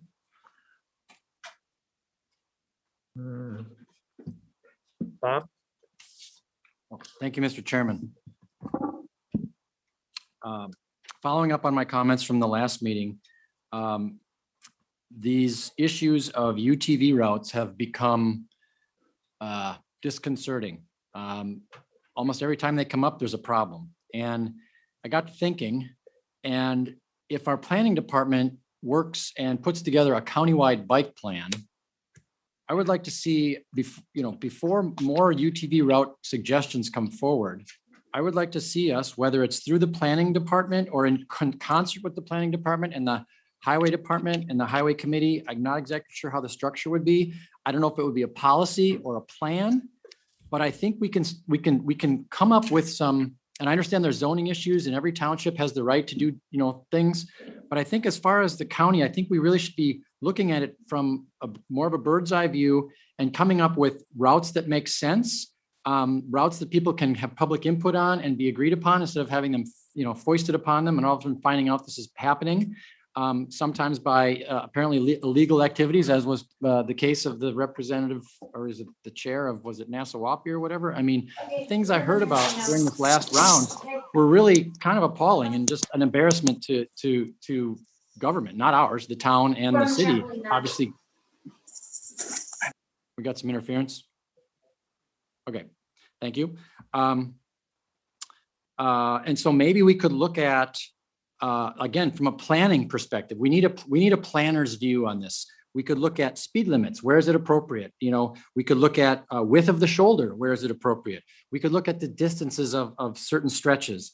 And so I just encourage us to, I don't know if it would come from the highway committee or where, but I just really, like I said last time, I probably won't vote for any more of these UTV routes until there is a plan and some guidance from the county. And I think, again, whether it's a policy or an actual plan, we need to engage our planning department. I spoke with Mariah the other day about this. She said it's not, that's totally something that's within their purview. They haven't done it yet. And at this point, they haven't really touched it. But I'm asking the question, why haven't we instructed the very people who we employ to come up with master planning to help in this process? Because it's certainly needed. I mean, every time this comes up, there's some wrinkle, and even from my own township, there was confusion, and I get confused and we all get confused and we think we're voting to do the right thing. And then it turns out now we're here to rescind it. So thank you for that consideration. I think we really should do something along the lines of convening a group to come up with a policy or a plan for the overall county. Thank you. Just for a quick reference, that's already a directive from the highway committee and we're working on that process. So some of those things will be included in terms of a procedure before the highway committee would actually take action. And people say government moves slowly. Thank you. That was quick. Yes, I just wanted to address Supervisor from District 19. Yes, in fact, in that plan, we're going to be asking the municipalities even to have a hearing before they present their request to the county. So hopefully we can see in the short near future, maybe an ordinance or else either a policy, how we address this. So that is being worked on right now.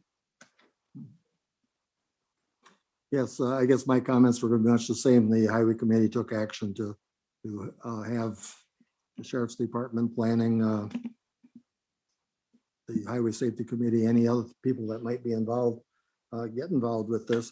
But we need to remember that there's requests do come from the local municipalities, the local towns. And it's, you know, it's not there's no effort to do a county-wide plan at this time. It's dependent on the requests coming to us. But we do need rules and guidance in accepting those requests. David Enigo? Broken record, we need to have a policy set down on how these municipalities properly go through a variation of procedures, including, in my opinion, a public hearing within the communities. I've heard too many people that say, I've wondered, why are there roads going, UTVs going down these roads before? You know, they didn't know anything was happening past their house until they start happening. That's one of the reasons why I voted against it the last time I had one to deal with. Okay, anybody else? Not, we'll go to the voter board.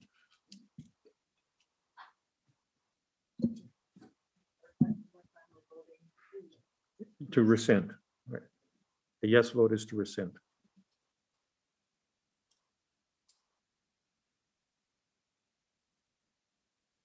That is passed with a vote of 19 yea, 0 no, and 2 absent. Thank you. She is, that's correct. She is working on getting into her.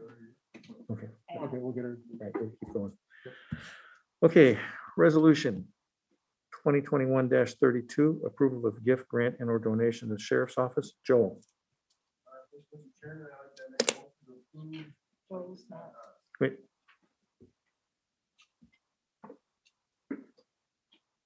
Okay, There we start are. over, please. I'll make a motion to approve resolution 2021-32. Resolution in the amount of $87,000 from the Wisconsin Department of Justice for the law enforcement.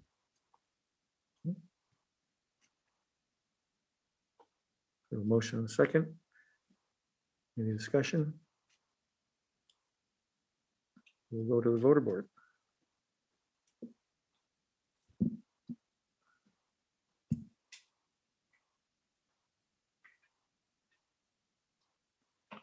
Pass on a vote of 19 yea, 0 nay, and 2 absent. Resolution 2021-33, accepting Wisconsin DOA CBBG-HSG award. Susan and Ken.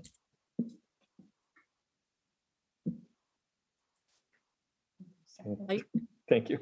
Okay, Mr. Chair, I move that we accept the resolution, approve the resolution of the acceptance of the Wisconsin DOA CDBG-HSEG award.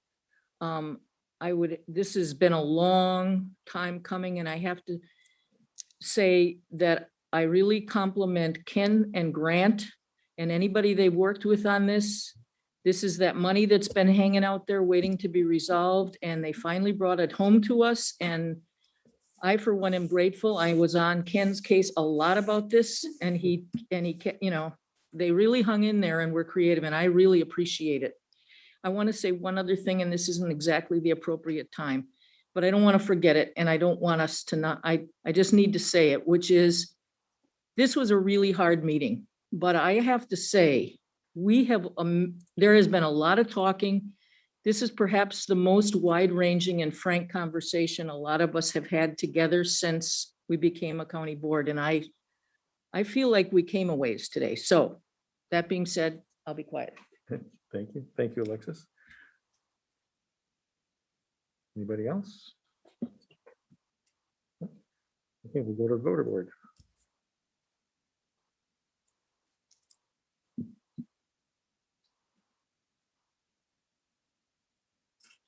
Passed on a vote of 19 yea, 0 nay, and 2 absent. Thank you. Resolution 2021-34, vacate, convey part of former County Highway N right-of-way. Roy, Chair, I've moved to vacate and convey part of the former County Road N right-of-way. a motion and a second. Any discussion? David Enigo?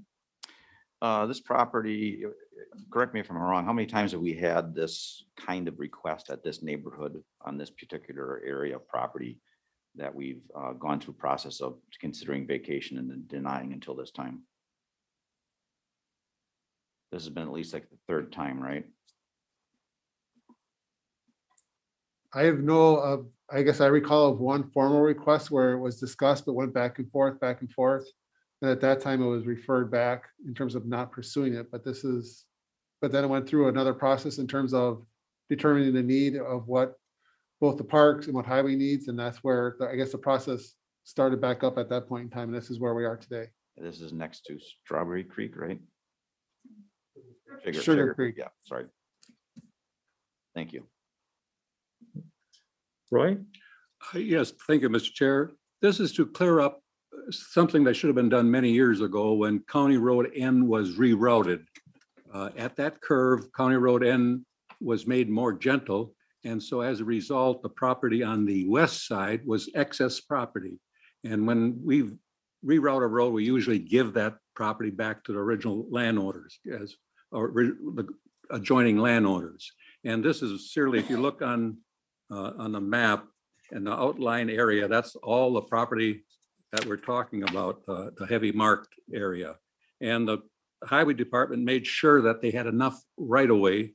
They've got 45 feet from the edge of the road as right of way because there are some lines going in the right of way. So this is just clearing that up, putting it back on the tax rolls.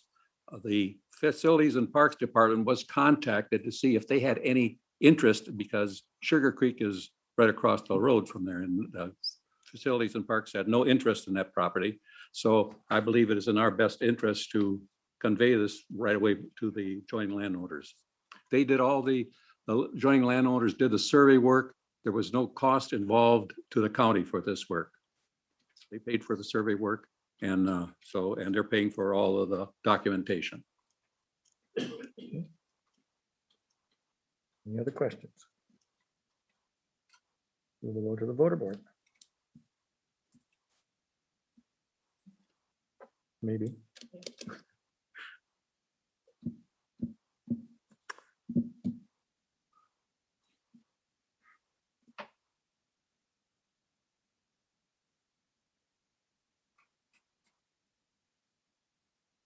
That is passed on the vote of 18 nay, 18 yay, 1 nay, and 2 absent.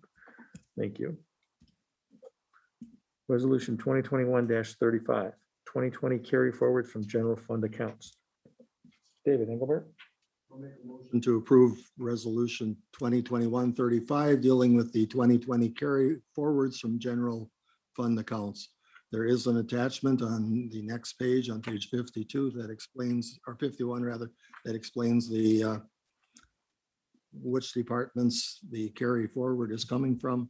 And that's typical to carry forward dollars that weren't expended in a certain budget year, but then are brought to the next budget for continuation of those projects, continuation or completion.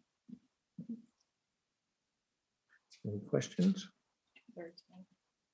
Well, 2/3. I was just reminded this does require a 2/3 vote.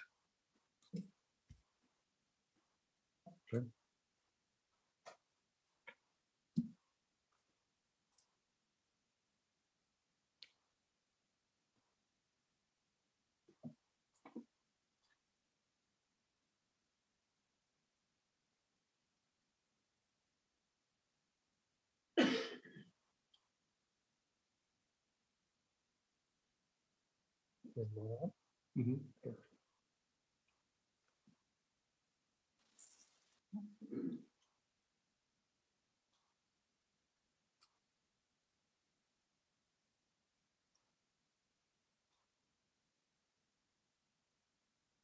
There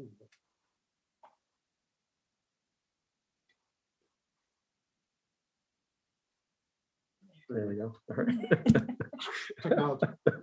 It's passed with a vote of 20 yay, 0 nay, and 1 absent.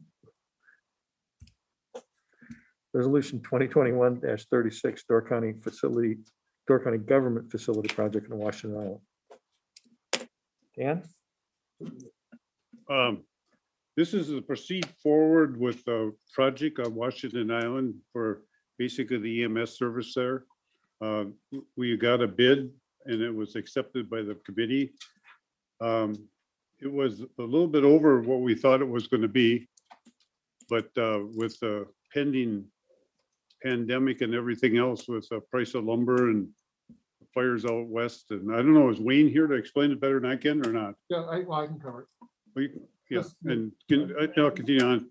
That we thought that that was a very good bid, and we accepted the bid and we want to move forward with it.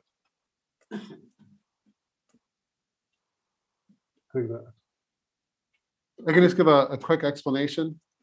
So again, what's before you is there's two parts of it. So one is the bid was awarded, but no one is authorizing to proceed with the project with Zize Construction of the bid amount of, and then actually it's the one that's handed out. I'm sorry, the one in the packet. We made an updated version. So make sure you look at the paper version. So the paper version, if you look at it, is actually for $1,021,900, which means we have a projected shortfall of $205,000. And that 205 actually includes what we consider the contingency for the project. So obviously we're hoping that we come under. To cover that shortfall, we're making a recommendation, and it went through the finance committee, that we take that money from our contingency account, because our contingency account has a large enough balance where we can support taking those funds out. So you see the fiscal impact was 205,000, which still leaves us about 391 in that account. And that's how we're recommending proceeding with the project. In terms of reasonings of why the project did come in high, obviously there is the construction cost. There's items related to obviously transportation to the island and everything related to logistics of that project. But again, when we went both through the finance, our facilities and parks, and also explained that at finance, we do feel that it's still worthwhile to proceed with the project. Any questions? Okay, we'll move to the voter board. Hold on. Wait. It's not showing. Todd? Yeah, my only question was, is this contingency you speak of, is this contingency specific to this project? So no, we have what we consider, we have what's called a contingency account. It's not our, sorry, we have what we call our contingency account. So it's not our undesignated fund reserve. We have an item that's called our contingency account. Each year we put money into that account, which is for what we consider either things that pop up that are unplanned, or emergency repairs, or a project that comes up that we want to authorize. But again, in our case, the balance has gotten exceedingly high, and in working with finance, we thought that this was an opportunity to work with those funds and draw out of that account versus the undesignated fund account. So it's just a better use of our funds in terms of how we actually pay for the rest of the project.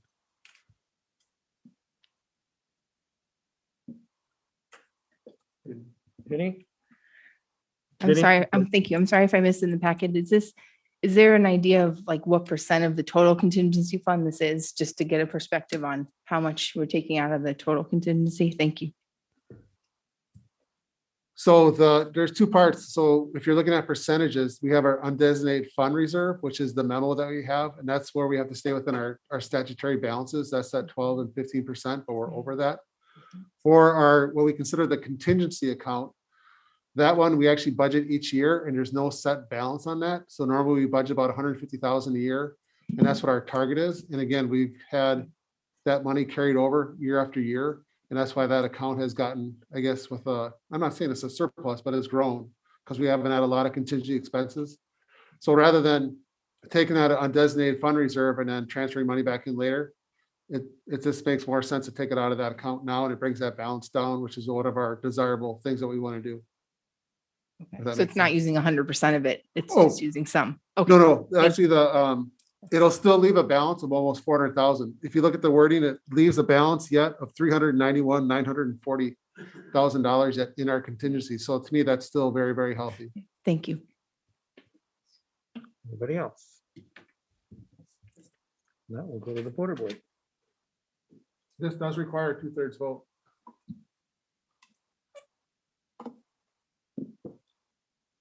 That was passed on a vote of 20 yea, 0 nay, and 1 absent. Thank you. Resolution 2021-37, transfer of non-budgeted funds under statute 65.9, development of residential options for sexually violent persons on supervised release per 980.08 Wisconsin statutes. Dave Engelbert. I'll make a motion to approve resolution 2021-37. It's generally referred to as the 980 housing. The resolution is to expend up to 400, not to exceed 400,000. There's 150,000 that was budgeted last year, another 15 for the planning process. So there's an additional 235,000 that's needed to complete the project, which would be the placement of 2 modular homes on a site on the Justice Center land area in that location. So that needs to be done by this fall, I believe, depending when people may be released back to the county. And any further explanation Grant or administrator could provide. Okay, thank you. Bob? Bob, go ahead. Thank you, Mr. Chairman. Am I to understand that, I mean, if we're not to exceed 400,000, I mean, we're looking at 2 modular homes for, I guess, what is the price of the homes? It sounds like an exorbitant amount of money for 2 modular homes. I mean, I completely understand this project needs to happen. I'm just curious because it seems really expensive. It also includes the sewer and the gas and electric going to those sites. And it would be set up with the potential of having 4 buildings there at some time, because they're doing the work for the initial setup of the entrances or services to those homes. Anybody else? All right, we'll go to the border board. This also requires a 2/3 vote. Wait a second, I just noticed something. On line 43 to 44 of the resolution, it says for civil engineering services related to the project. That was another appropriation. This was cut and pasted. It should just read for this project, which would mean redacting civil engineering services to the on line 43 and 44. 43 and 44 for civil engineering services. It should just be for this project.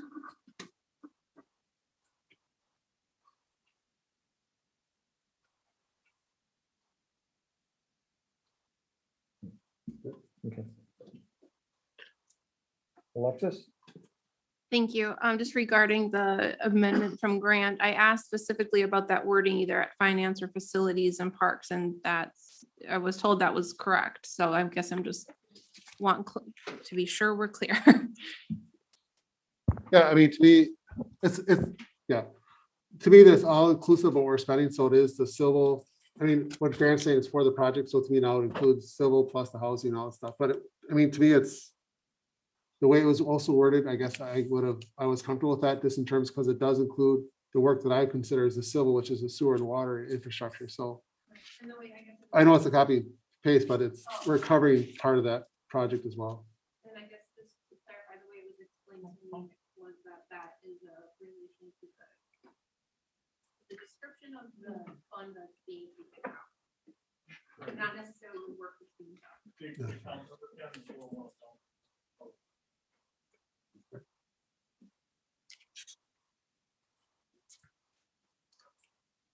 Okay. Anyone else? We will go to the voter board. Two-thirds vote.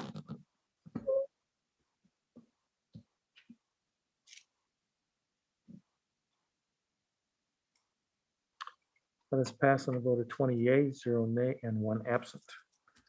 Thank you. Resolution 2021-38, Alison Bluff County Park Road Paving Project, transfer of non-budgeted funds. David Engelbert. Make a motion to approve the transfer of non-budgeted funds for the Alison Bluff County Park Road Paving Project. The Facility and Parks Committee made the decision to pave the entire road within the park. And so they asked to take $50,000 from the John Miles Park entrance account and apply it to this road to be able to complete it and anticipate the money for the entrance to go into next year's, the request for that to go into next year's budget. Bob? Thank you, Mr. Chairman. I guess I'm feeling sad that this is being discussed. I wonder what the history of this thought process is as far as what's the importance of laying down more asphalt in a place that is quite natural. I believe, in my opinion, I think a vacation to Door County should include a gravel road experience.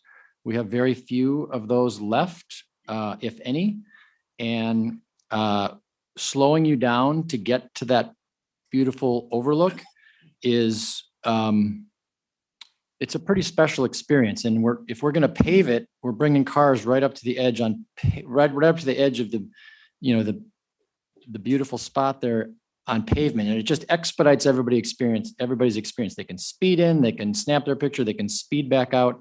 And I guess I'm doing my best to echo Jens Jensen, who years ago is the reason that we have that park. For one of the reasons he lobbied very hard almost 100 years ago to the county board and to the community to help us recognize the importance of these areas and preserve them. And while I'm sure he wouldn't have been so keen on the pretty much straight arrow roadway going in there, I understand it, because you're not going to go cut down more trees than you have to. And I'm not advocating to wind the road, but the fact that it would be paved, I think, diminishes from the experience. And I just wonder how much thought was given that way. Again, it's truly my opinion that an experience in Door County deserves a little gravel road time. And I'd like to know what the cost would be compared to, just the regular grader service that, is that the county that goes up there with the grader, or is that the town of Liberty Grove? I mean, I don't know. I'm wondering where this came from. I mean, if people were complaining that there were too many bumps, well, maybe we need to grade it 1 or 2 more times during the year. But I would just encourage us to keep this a gravel road. I think it's important for the park experience to have a gravel road. Thank you. I can give brief context, and then Wayne, you can come up if you'd like to as well. But this, for context of why it was brought up, is really because of the volume of traffic and the amount of wear and tear on the road, especially when it's after rain events, when it gets soft. And just the amount of we're spending both in grading, but also gravel each year. So what was looked at as an alternative was to see at least if we could, I guess in essence, compact the gravel. So they looked at doing a chip seal, like where they do the tar and the rock. But the concern with that is because there is issues with drainage, and also when it gets soft, that you can actually just plow that up. And it is plowed during winter because it's actually used during winter. And actually the cost that came in to that was actually more expensive than potentially putting down a 2-inch layer of that. So that's why it was discussed both at Facilities and Parks and recommended that way. It was partially based on cost of the chip seal, but the other one was the annual cost and the amount of time and maintenance that is being required as far as the park to maintain that. And it's mainly because that park is getting some much significant use. And I guess I would consider it's much more active in terms of the amount of visitors, and that's causing significant wear and tear. I don't know if Wayne, if you want to add anything else, you need the mic on. Sure. I guess the other things that I might add is we did a bit of a road study last year between October 2nd and the 4th. And we saw 2,700 vehicles, just a shade over that, just in those 4 days. We are visiting that park probably weekly to do road maintenance on it. And over the last 3 years, we've put in an estimated $42,000 of road gravels in our regular budget processes. This project, for instance, did come through the capital outlay project to be done in 2021 as a double chip seal. But then when the bids came back, it was actually more expensive to do that, and the longevity of the road would not be as good, according to our highway commissioner, as putting 2 inches of gravel down and then 2 inches of asphalt. You know, we can slow them down, and we can use some speed bumps and different things like that. We do take a lot of calls into the office of they took their Porsche down there, their Corvette or whatever, and they bottomed out, and they want the county to pay for their car repairs now because they're driving too fast. And I get it. We don't do that. And I understand the shaking of heads. But that's what we work with pretty much every day. And so it's probably a 2.5 hour round trip for us to go up there and work on the road. And it takes a lot of labor hours out of our limited LTE staff that we have.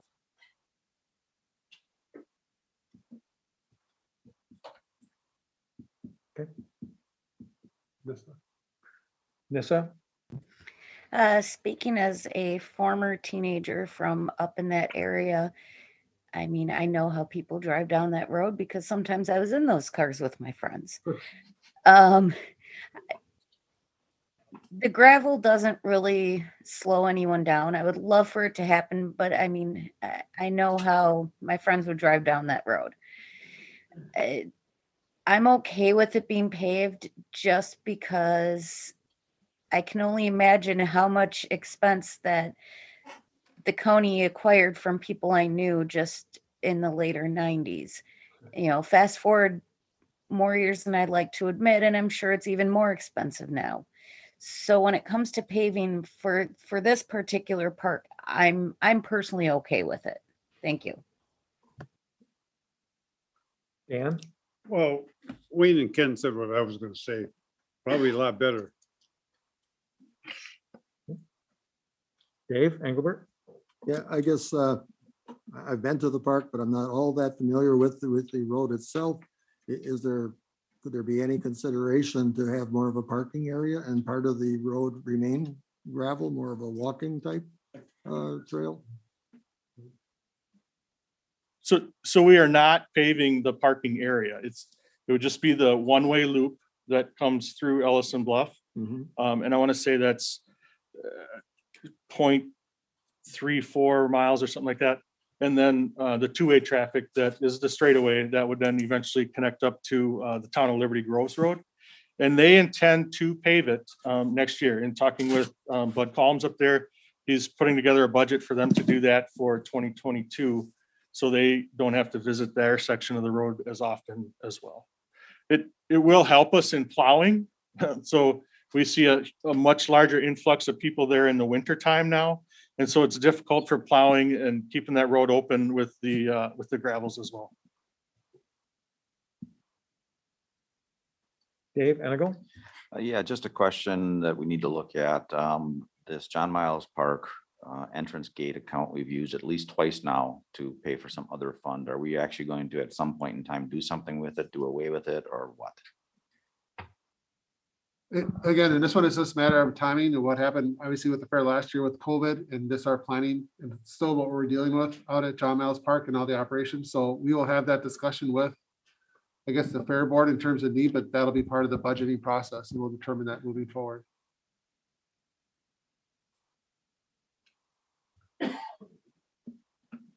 Vinny?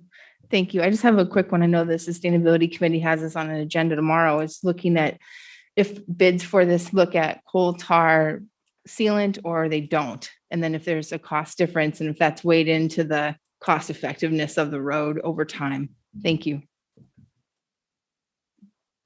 They do not, the highway department does not use the VHCs in their stuff. So it wouldn't be for this park either. Great. Correct. Thank you. Yeah, they discontinued that use either last summer or last spring, I believe, talking 2 years, maybe. Talking with Mr. Ash, the highway commissioner. Okay, great. I just wasn't sure if it's for the park too. That's great. Thank you. We looked at it. One quick question, maybe it's already in here. When would this be done? It'll be done yet this year. So the highway department has capacity to build it into their construction schedule. He's estimating 3 to 5 days. It might just be the 4 from a 1 week period. Now that they're on 410s, they can do it fairly quickly. Okay, so it might be yet this spring. No, it would be in sometime in the middle of summer, maybe late summer. He didn't give me a for sure date. Okay, all right, thank you. Anybody else? Well, we'll go to the voter board. 2/3 vote, yes.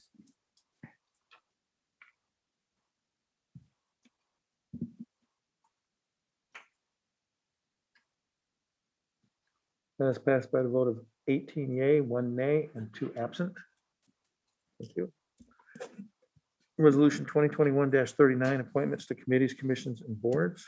Susan, I'll make the motion to approve the appointments to committees, commissions, and boards. is there a second? Thank you. Questions or discussion? Bob? Thank you, Mr. Chairman. I would like to make a motion to amend the appointments. I'm in favor of keeping Supervisor Cunard on the Public Safety Committee. She is a very valuable and very well researched and intelligent member of that committee, and I think it would be a shame for her to not be on public safety. Thank you. Okay. Can you make the motion on your pads?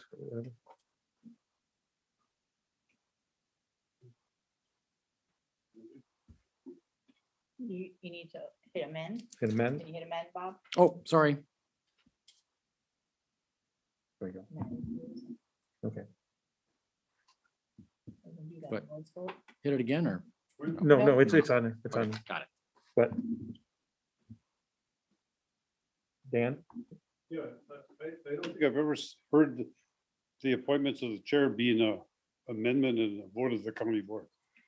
It's up to the county board to affirm or change the appointments as suggested. I heard It may never happen, but it's happening, so it's allowed. I knew they affirmed it, but I didn't know they could appoint someone to be, okay. Yeah. Certainly can. Who's the second on it? I don't know, it's not. Megan's the second. Sorry. it was there.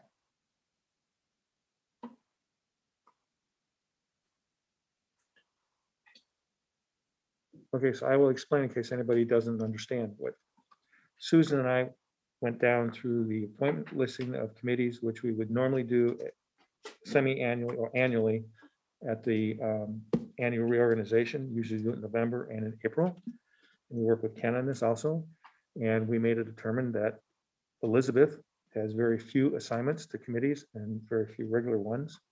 And that we were going to move her onto legislative and move Alexis off of legislative and to move her to public safety and take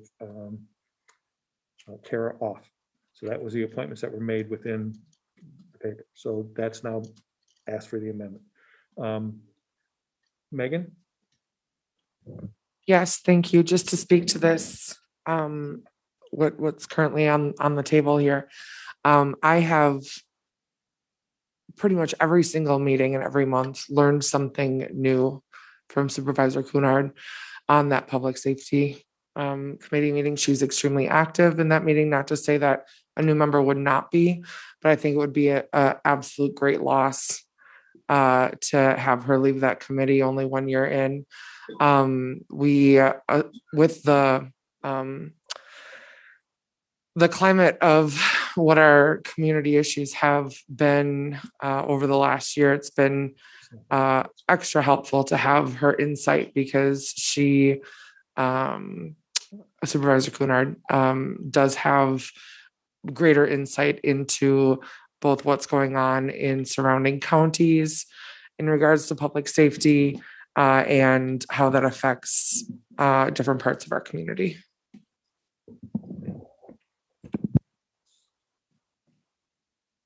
Okay, so we'll go to the vote. Vote is to amend the appointments and basically not do the appointments as presented by the chair. And to keep Kara on public safety and to keep Alexis on legislative. The amendment was just for Carol. I'm sorry, just for Kara. Okay, I'm sorry. All right, just the public safety one. Okay, sorry. Bob, you still want to say something? Okay, sorry about that. Okay. Yep, ready.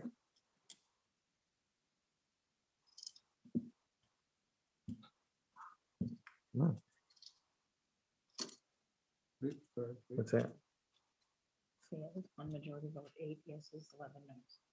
Okay, so that failed, that amendment failed. So the original appointments remain to be voted on. So now we will go to the vote on the committee appointments as presented.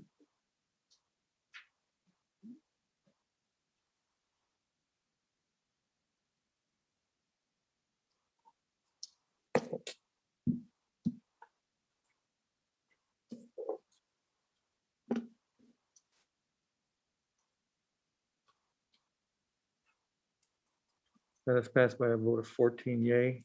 I see that. 5 no and 2 absent. Thank you. Ordinance, there are none. Special reports, we are going to put off till next month. Those are this in your packet available. New business, any oral committee reports? Review committee minutes? Whoop, sorry. Dave Engelbert? Yeah, it's not really a committee report, but I guess a comment is to a question that was raised about finance going to the reserves. It is a concern certainly to me, and I think to other members of the finance committee as well, probably since the first of the year, these resolutions today, there's around about $500,000 coming from reserves. We're taking reserves from the highways reserves for the salt brine.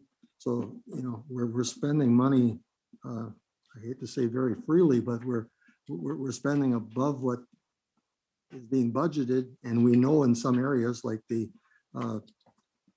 nonviolent housing that we're going to have to spend more money. So it's not a complete surprise, but I guess just to say we're not necessarily living within our budgets either. Alexis?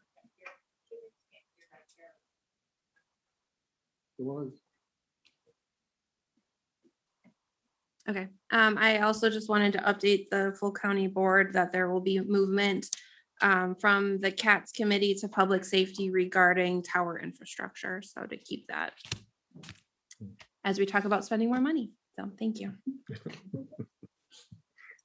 Anybody else on committee reports?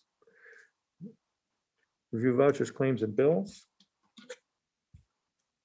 Announcements, the next regular county board meeting is May 25th at 9 a.m. The WCA conference is currently scheduled for September 26th through the 28th. And you need to let me know if you're going to attend because rooms open May 4th. So that, send me an email, please, with if you are going or not. Thank you. Okay. It's not on here. I don't know why, but we do need to get the 3-digit code. Yeah. We'll see how many people smile on this one. It's 420. Wow, that's so different. Motion to adjourn would be in order. Is there a second? I'll second. Okay. All in favor? Aye. We're now adjourned. Thank you, everyone.